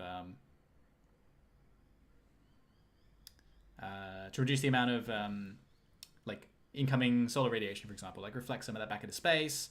And there's some other things that fall under the category of geoengineering. I think it's something we should consider if we mess up relating to climate change. It's one argument against working on geoengineering is having that safety net might make us less likely to actually tackle climate change. But I don't think that in itself is enough to be an argument against doing it at all. But it is a fair point. Obviously, there are a lot of unknowns with some of these things, like doing that, reducing the because it doesn't really I mean, it's not reducing the amount of carbon dioxide in the atmosphere, so it's not like a direct one-to-one change. You're reducing the incoming solar radiation while the carbon dioxide is also increased. We could try and model what the effects of that will be, but it is hard, and like we might miss something. So there are some unknowns to that. But having said that, there are also unknowns of the effects of climate change still. Like, we don't really know how bad it will be. We don't know about like certain tipping points that might come about. So I think it's something we should consider, and not I don't think we shouldn't do it just because there are unknown unknowns, because there are unknown unknowns with our current course as well. But I think like it should probably be something of a last resort. Okie dokie. Ender reckons I have enough fuel to land and return if I'm feeling game. I don't know. Yeah, okay. Let's try. Are you sure?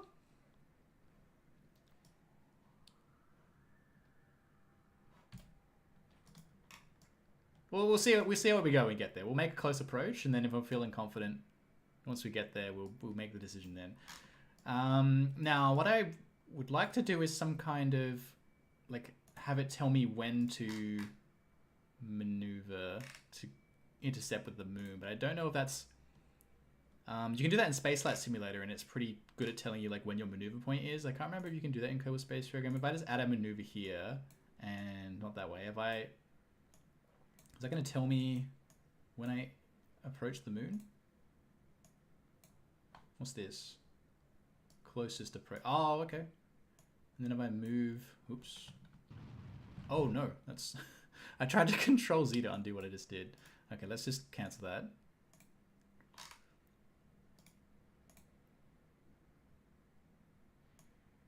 Oop. So if I.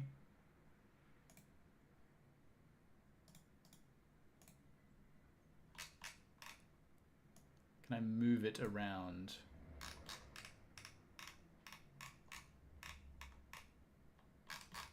Why can't I drag this guy?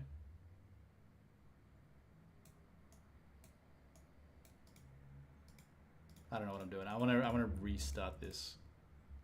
And the problem is you don't have landing legs, yeah. Probably could just land on the engine if I find a nice flat spot. Alright, get rid of that. Get rid of that.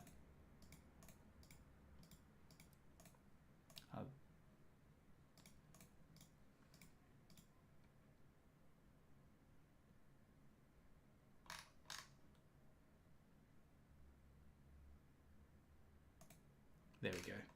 That button was not as fat as it looked.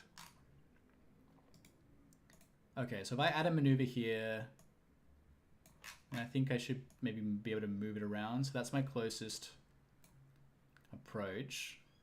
I'm gonna have to move it to the clockwise. It's not what I want to do.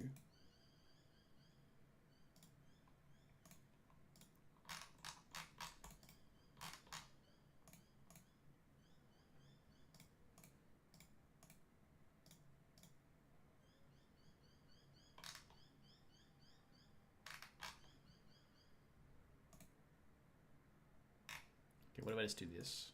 Add maneuver here.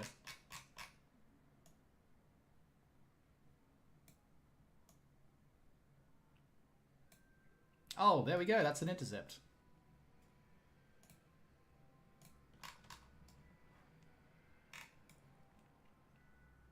we get a Mun encounter there. That looks pretty good. So yeah, the game should tell me how much I have to thrust once I get to this point. Can't tell how close of an approach that is, though.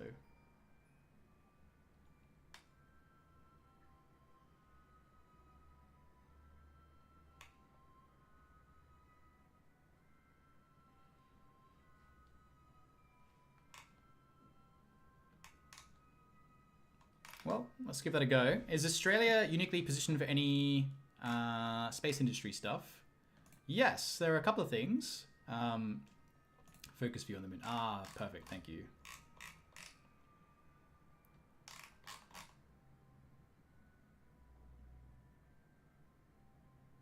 Okay, that's pretty far from the moon. That's not going to be ideal.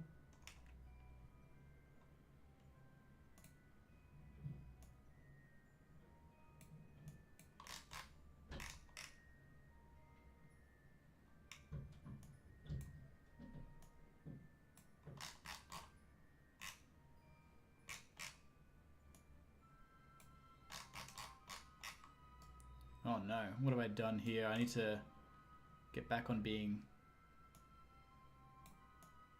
in the same plane. Uh-oh. Oh boy. I messed that one up. Let's start that one again.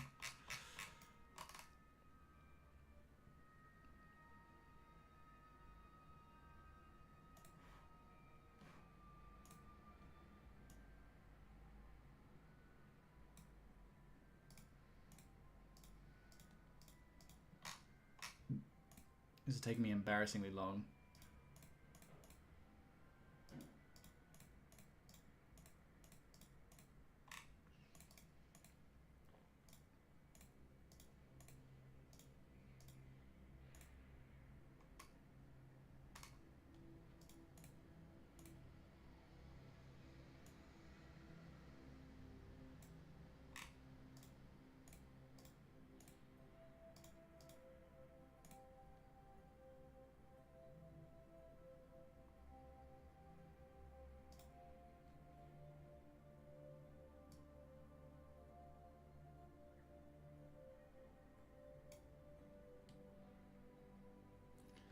Right. Yes, I gotta match the plane of the moon. Yeah, that is kind of way off, isn't it?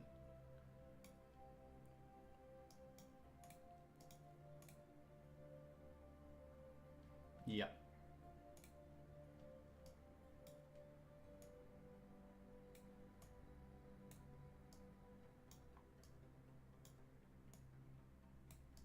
It's all coming back to me.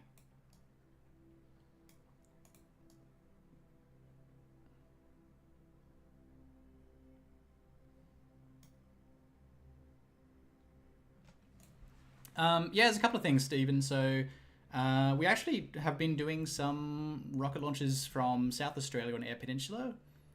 Now, if you want to launch a satellite that's going to go around roughly the equator, you want to launch that from as close to the equator as possible. It's a bit more efficient. You're going to have more horizontal velocity to get into that equatorial orbit. But if you don't care about that so much, and in fact, it might even be a bit of an advantage if you want to have something that goes north to south or south to north around the planet. So for those kinds of satellites, we're pretty well positioned to launch those because we're a bit further away from the equator. So I think we're doing some of those launches in Eyre Peninsula in South Australia. We've also, South Australia is doing pretty well for space stuff, because also in South Australia we've landed a couple of sample return missions. So the Hayabusa 1 and 2 missions took samples from an asteroid and then returned those to Earth by landing them in outback of South Australia. It's pretty open, so it's like a good place to land it. There's not like a lot of population around there. So like small capsules have landed, a couple of those. I think maybe 3. There's one other mission I think. So they've landed a few of those. Which they then opened up the capsule and like looked at the asteroid samples, and those are the first 3, first and only 3 samples that we've returned from an asteroid directly. Like we've obviously had meteorites that have landed on Earth, and we've got samples of those, but like physically taking it from the surface of an asteroid, these are the first times that we've done that. So that's been pretty cool. Yeah, so there's a couple of ways that we're pretty well placed in Australia. All right. I don't know if there's a better way to tell how much I'm matching those planes, but that looks good to me. So let's try that. I want to focus back on myself here.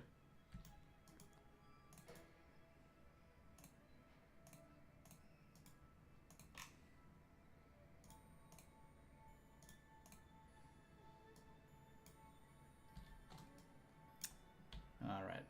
I don't know how to do that. So we're just gonna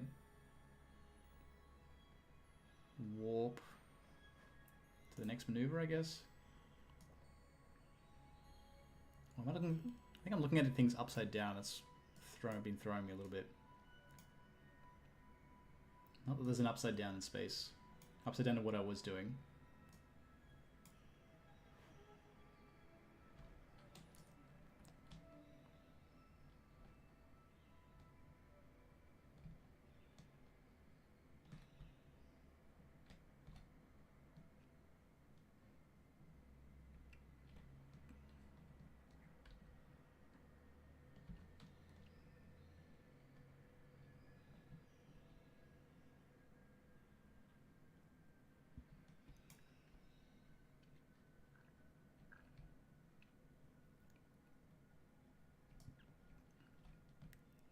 Can't remember if this is the symbol for the right, like up or down, but I'm just gonna gently turn the engine on.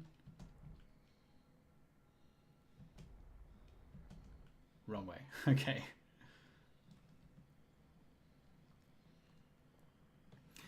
What is one of the more mind-blowing things you know about space?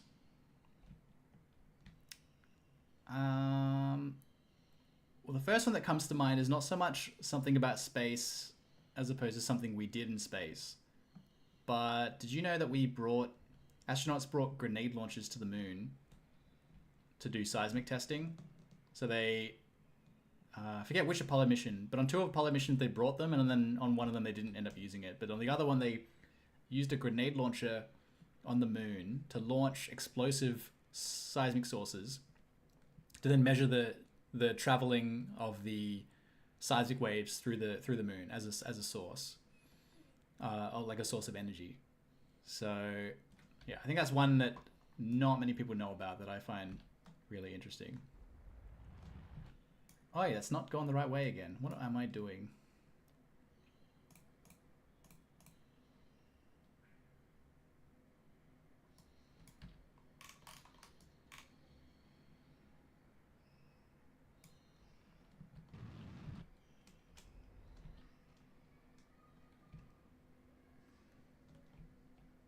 Is that blue arrow? Oh, I think it might be that symbol.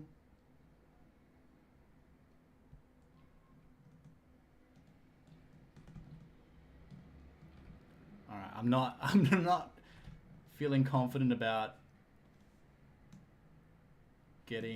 landing on the moon and coming back anymore. I think I'm going to try for a flyby and play it safe.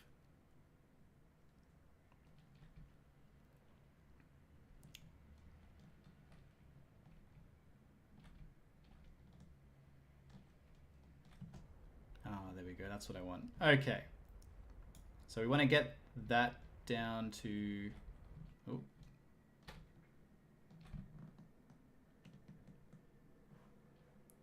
I feel like there was some kind of autopilot, but maybe I have to... Might have to like level up my astronaut or something before I can do that.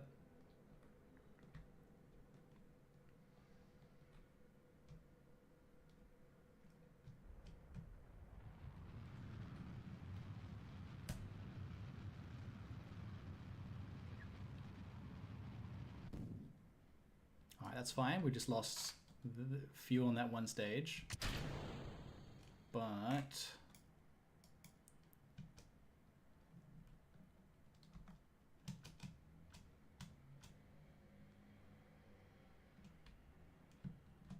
why is it not firing?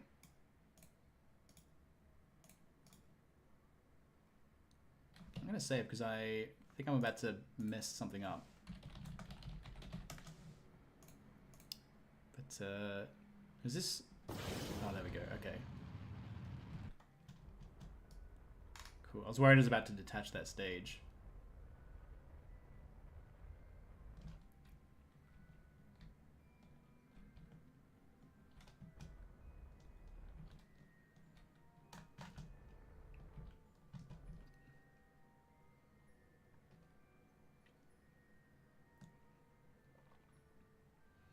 I think that's a little bit closer to the...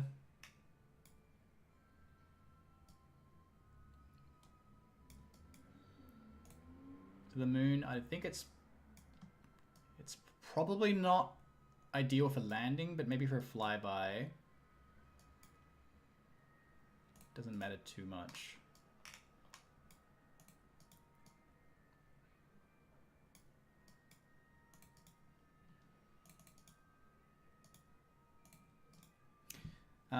Something I just learned recently, Ben, that's kind of interesting. I haven't been able to work out why. Like, it doesn't seem intuitive, but the gravitational pull at the event horizon of a black hole is supposedly supposedly weaker the further away from the the bigger the black hole is, the more massive the black hole is, which is kind of counterintuitive. Like, if you're at the edge of a black hole,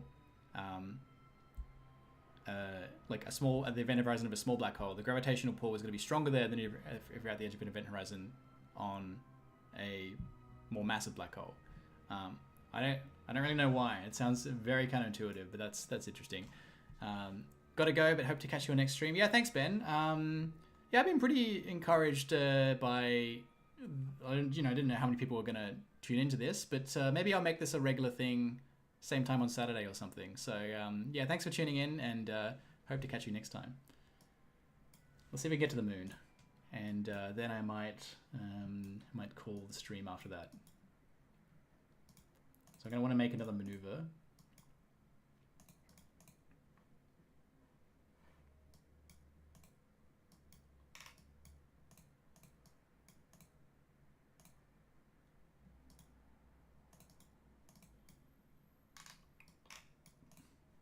Wish I could work out how to unfocus on the moon. I want to focus on the planet or something.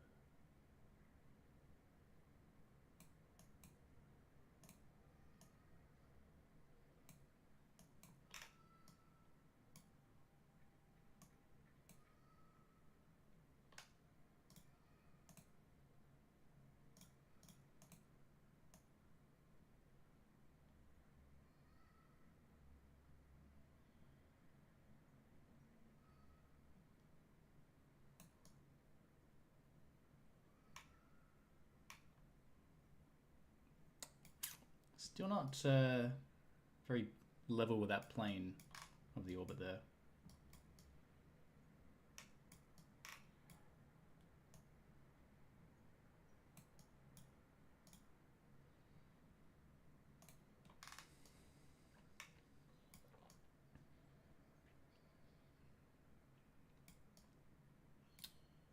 I think I might have to add another burn here.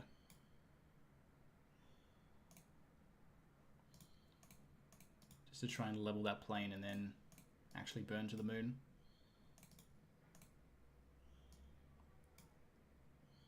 Just wish it would, I knew how to actually compare the two orbits.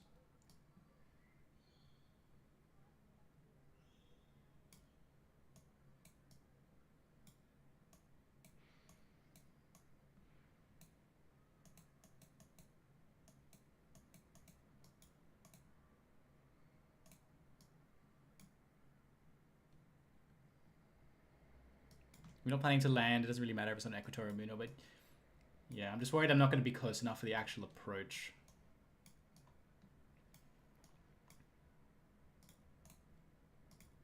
But maybe I'll just see what it's going to look like once I find an intersecting orbit.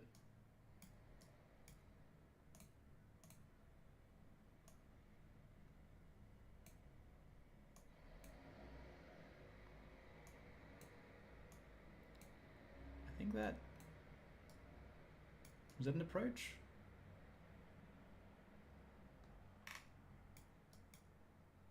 Oh yeah, it's a moon encounter.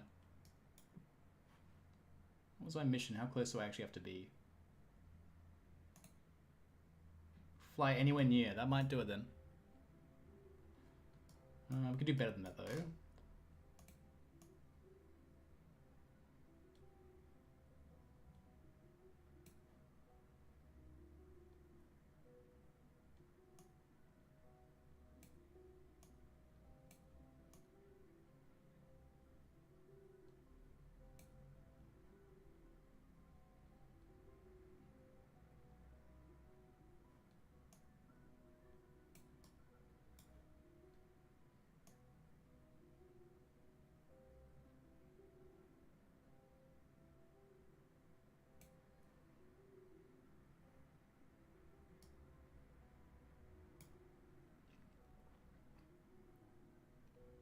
Oh, she looks pretty good.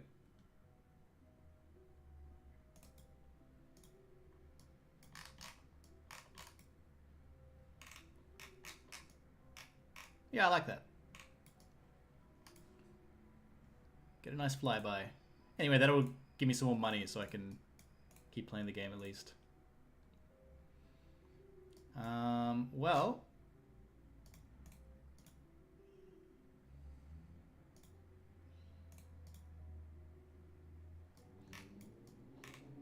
Ender, do you know how to unfocus the moon or refocus? Like, I want to focus Kerbin or my spaceship or something?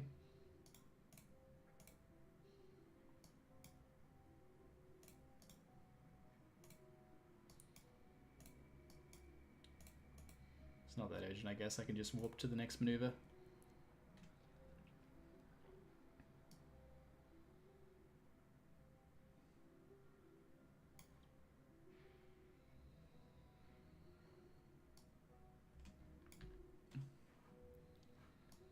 Alrighty.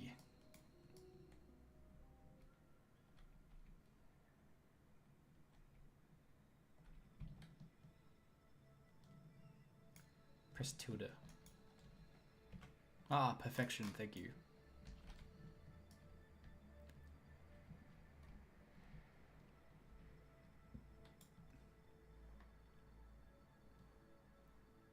Alright, we've got...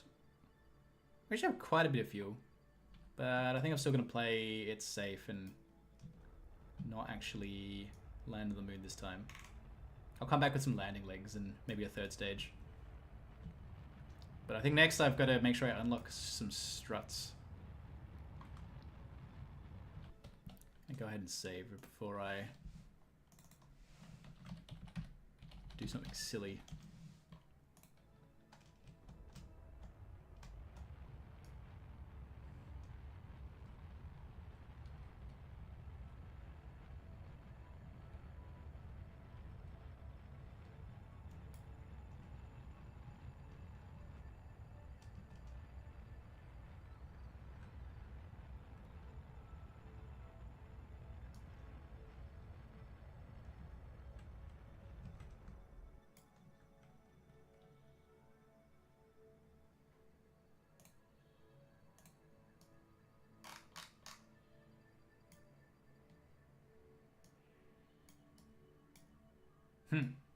That is definitely a moon intersecting orbit.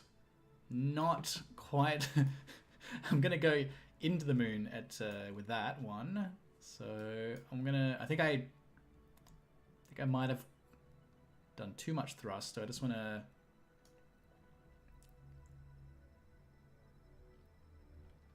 drop some of that a little bit, just so I don't actually hit the planet. Hit the moon. There we go. Yeah, that's going to be a nice close approach. Lovely. Let's do this.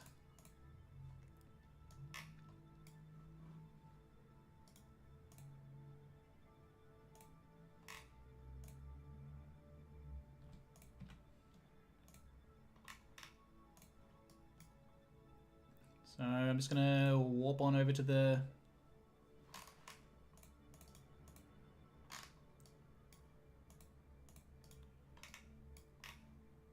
I was gonna warp there. I don't know how to do that, but let's just do it manually, I guess.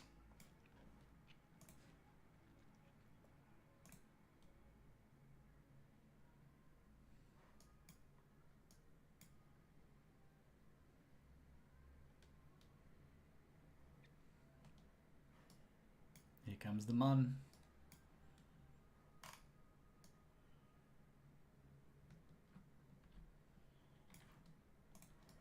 Can we see it from here? I'm lagging out. There he is.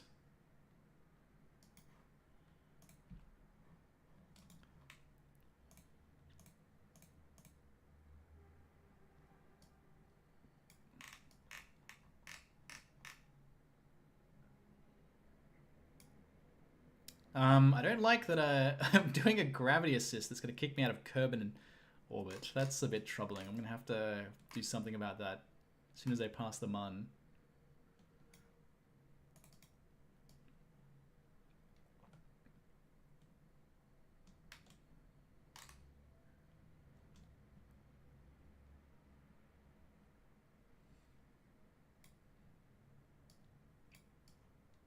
So I think because of the direction I'm passing the Mun, I'm stealing a little bit of its momentum through gravity to like kick myself out of Kerbal orbit, which would be nice if I'm trying to. I mean, that'd be pretty cool if I'm trying to get somewhere else in the solar system. But for now, let's just enjoy this lovely little moon as we fly on by.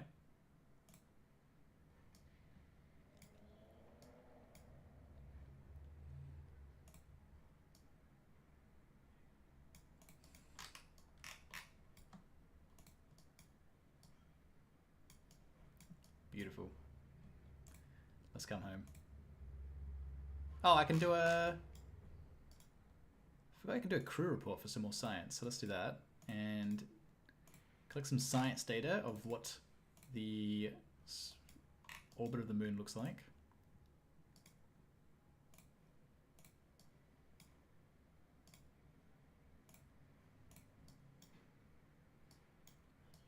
Hectic.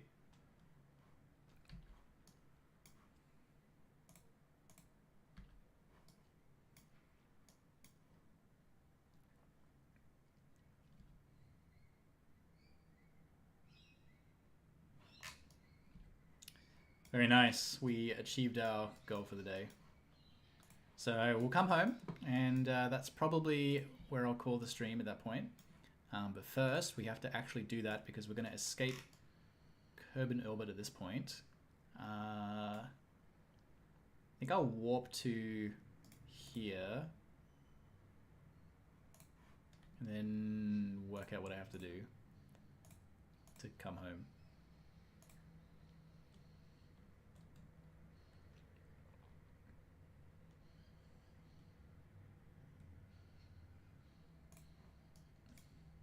Okay, so yeah, at this point I am just going to leave Kerbal in 14 days, but I would like to come home. So we're going to fire retrograde. Let's see what that does. Oh no, I could have set a maneuver.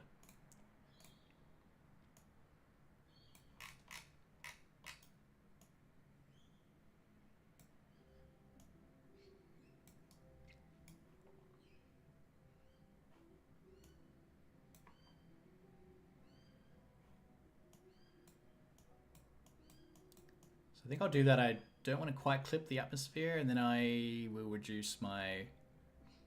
It's 472. Yeah, I've got more than double the amount of fuel I need, so we'll be fine. I want to come there and then reduce into slightly more of a circular orbit, so I'm not going quite so fast.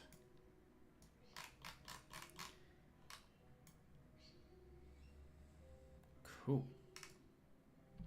Let's do this.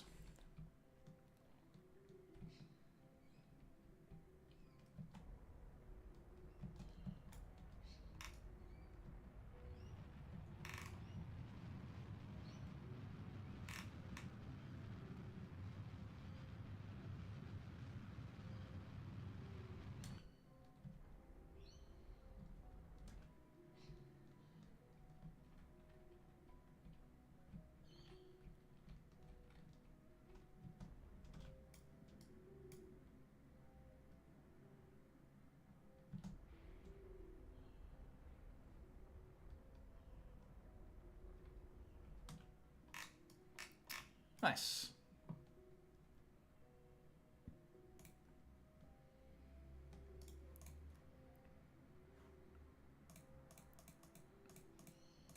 Let's go ahead and warp all the way down to our close approach. I just overshot it. That's devastating.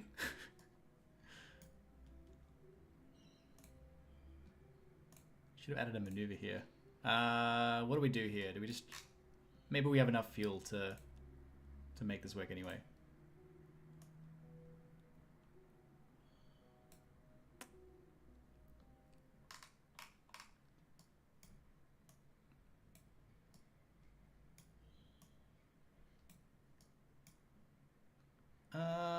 Oh boy. Not looking good. I think I might have to revert to my last save. Or I could just wait. But I think if I go that way, I'm going to get kicked out by the moon again, so... unfortunately, I think I have to load my last save. I should have made a maneuver and just warped to that.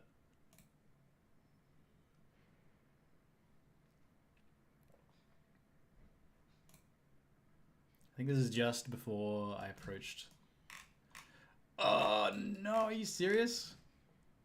That long ago?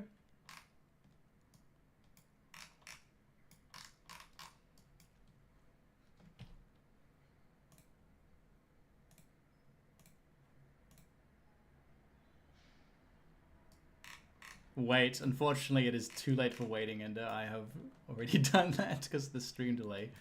Oh, I swear I had a more recent save.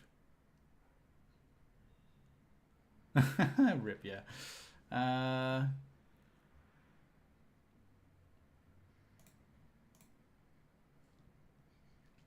That's alright. I know what to do now. We can get back.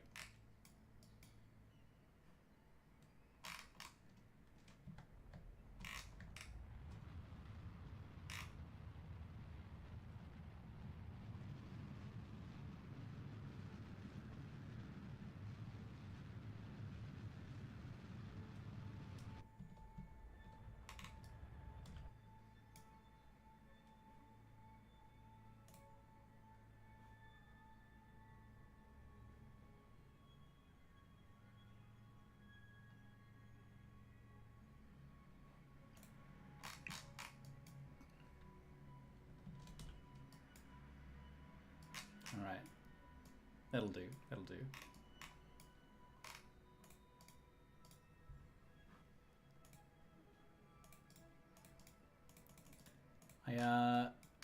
Oh, thanks, Leota. This was fun. Definitely check out the next one if I have time. Yeah, I appreciate that. Same time, let's say for same time next week.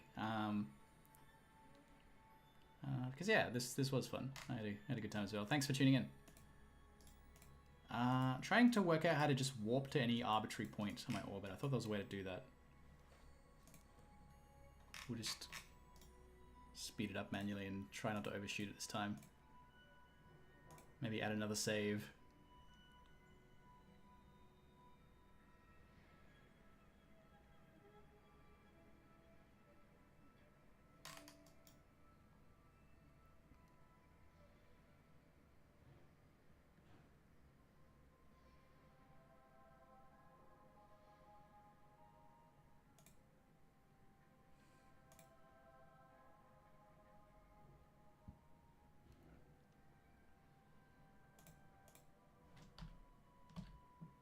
Alright, here we are. We are back at the Mun. If you click on your orbit in line, you can warp to that point. That's what I've been trying to do, but it just says either add a maneuver or warp to the next maneuver. But I suppose I can add an arbitrary maneuver there and just warp to that.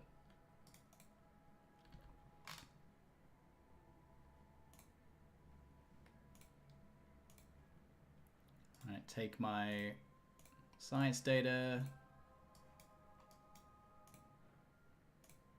Come on home.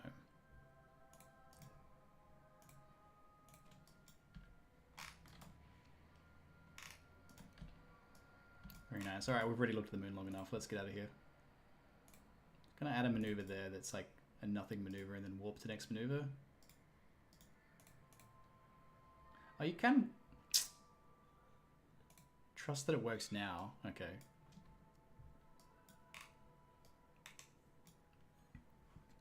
Let's make another save.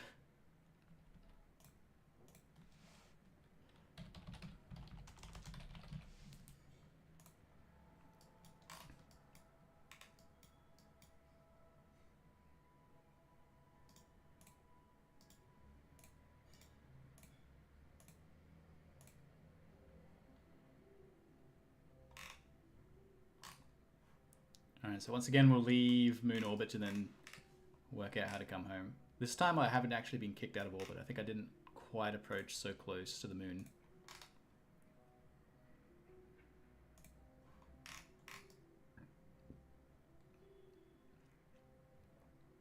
It's a bit of an awkward one though, because it's like 12 days away. I don't know if I want to wait that long. I think I might I'll just see if I can make this work. May or may not have enough fuel. Let's see, I got 1,000 meters per second of thrust. Oh, it actually looks pretty good.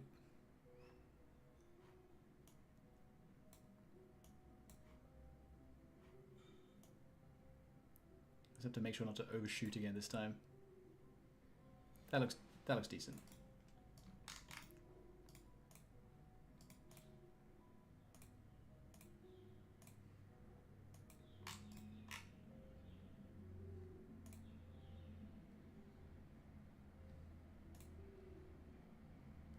I haven't seen this window yet. I think that's one of the mods I'm using, but it seems I can warp to my next maneuver with that.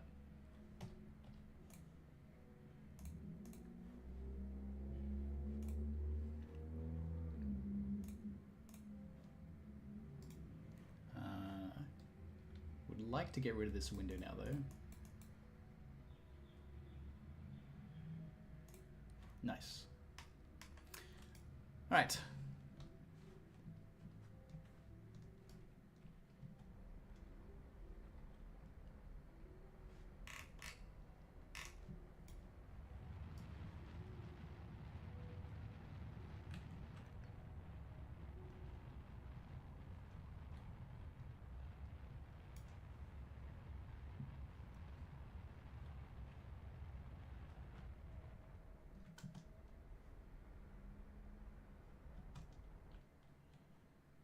Looks good. Let's we'll make a maneuver now and then just warp to that.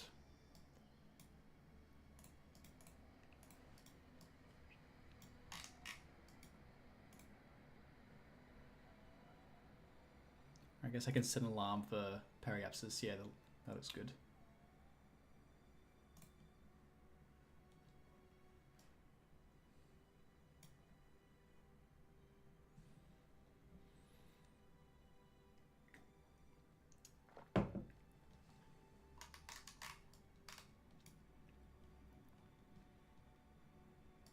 Alright, I think we're getting somewhere.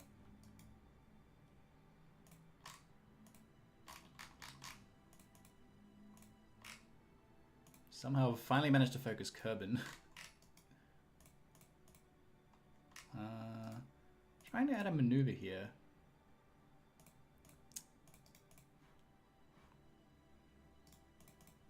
I might just manually do it. I don't know why.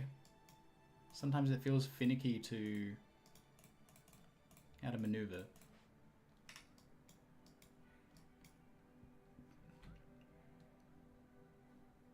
Oh, is it because I already have one?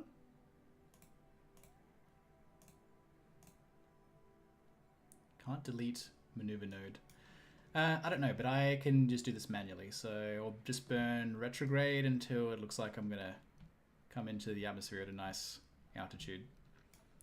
Hi Rebecca, what career do you currently work in / hope to work in? So I'm currently unemployed and looking for work. I most recently was working in research for an organization called Sentience Institute, a think tank focusing on moral circle expansion and I guess trying to understand, I mean, it was like mostly social science and philosophy work to understand how people think about other entities and include them in their moral circle. So that was interesting work, but not working there anymore. I guess thinking about what I want to do next at the moment. So I'm not too sure. I've been looking at a bunch of different... Am I going to have enough fuel for this? I think I'm just going to have to warp here and just hope for the best to reduce that periapsis a little bit. Yeah, so I'm not too sure yet. I've probably researched something relating to research, but in terms of what field, I don't know. Yeah, I am still working that out, but I have been applying for a few different things. Yeah, so we'll see. I mean, something in research, maybe something in communications, because I do like, I enjoy communicating about science, so that could be enjoyable. Something that combines research and communications might be nice. Yeah, but still working that out at the moment. But thanks for asking.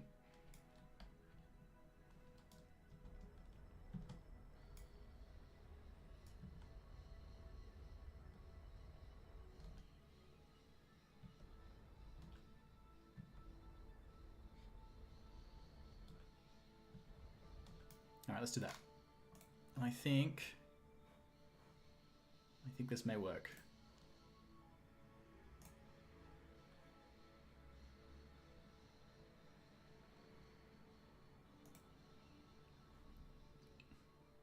But maybe I should have saved before I did that, just in case.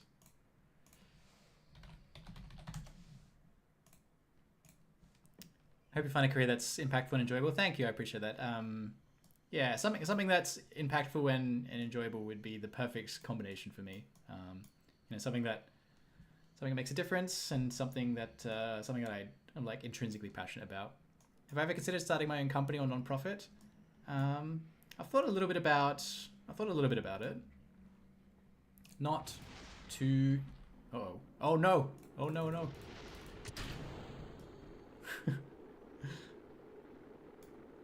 Not paying attention there. That rocket is nudging me. Sorry, like I said earlier, I am terrible at multitasking, but I think we're okay. I don't know if we lost any science. We may have. I might just load that last save real quick. I'll be very upset if this doesn't work, because I thought I had my save earlier and that didn't seem to work. Alright, let's just attach now and get ourselves nicely in line with that heat shield.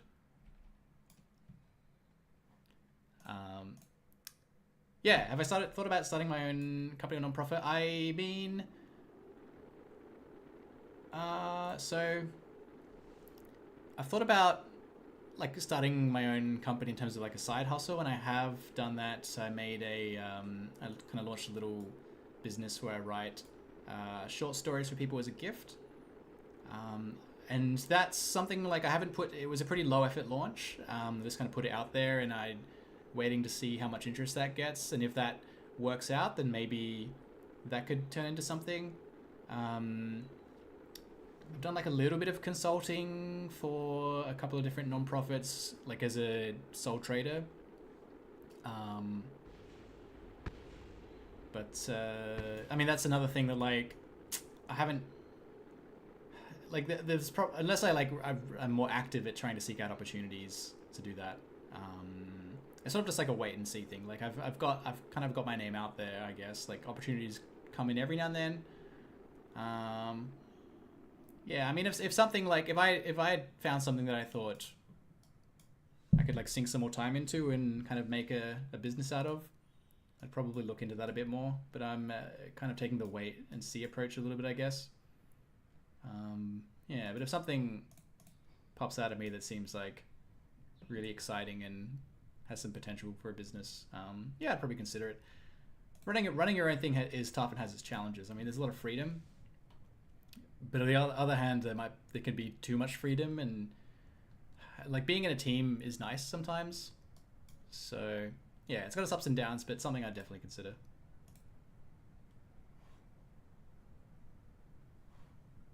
I think we're gonna make it.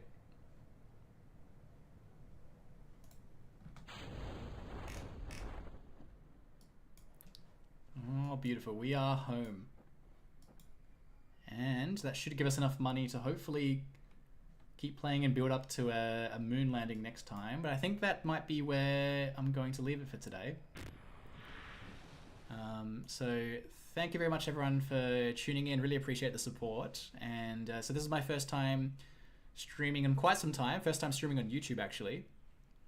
So yeah, hope people had a good time. I think I'll do this again probably next Saturday at around the same time, 10 a.m. to 12 p.m. Sydney time in Australia. So yeah, thank you again for watching, and hope to catch you at the next one. Take it easy, everyone.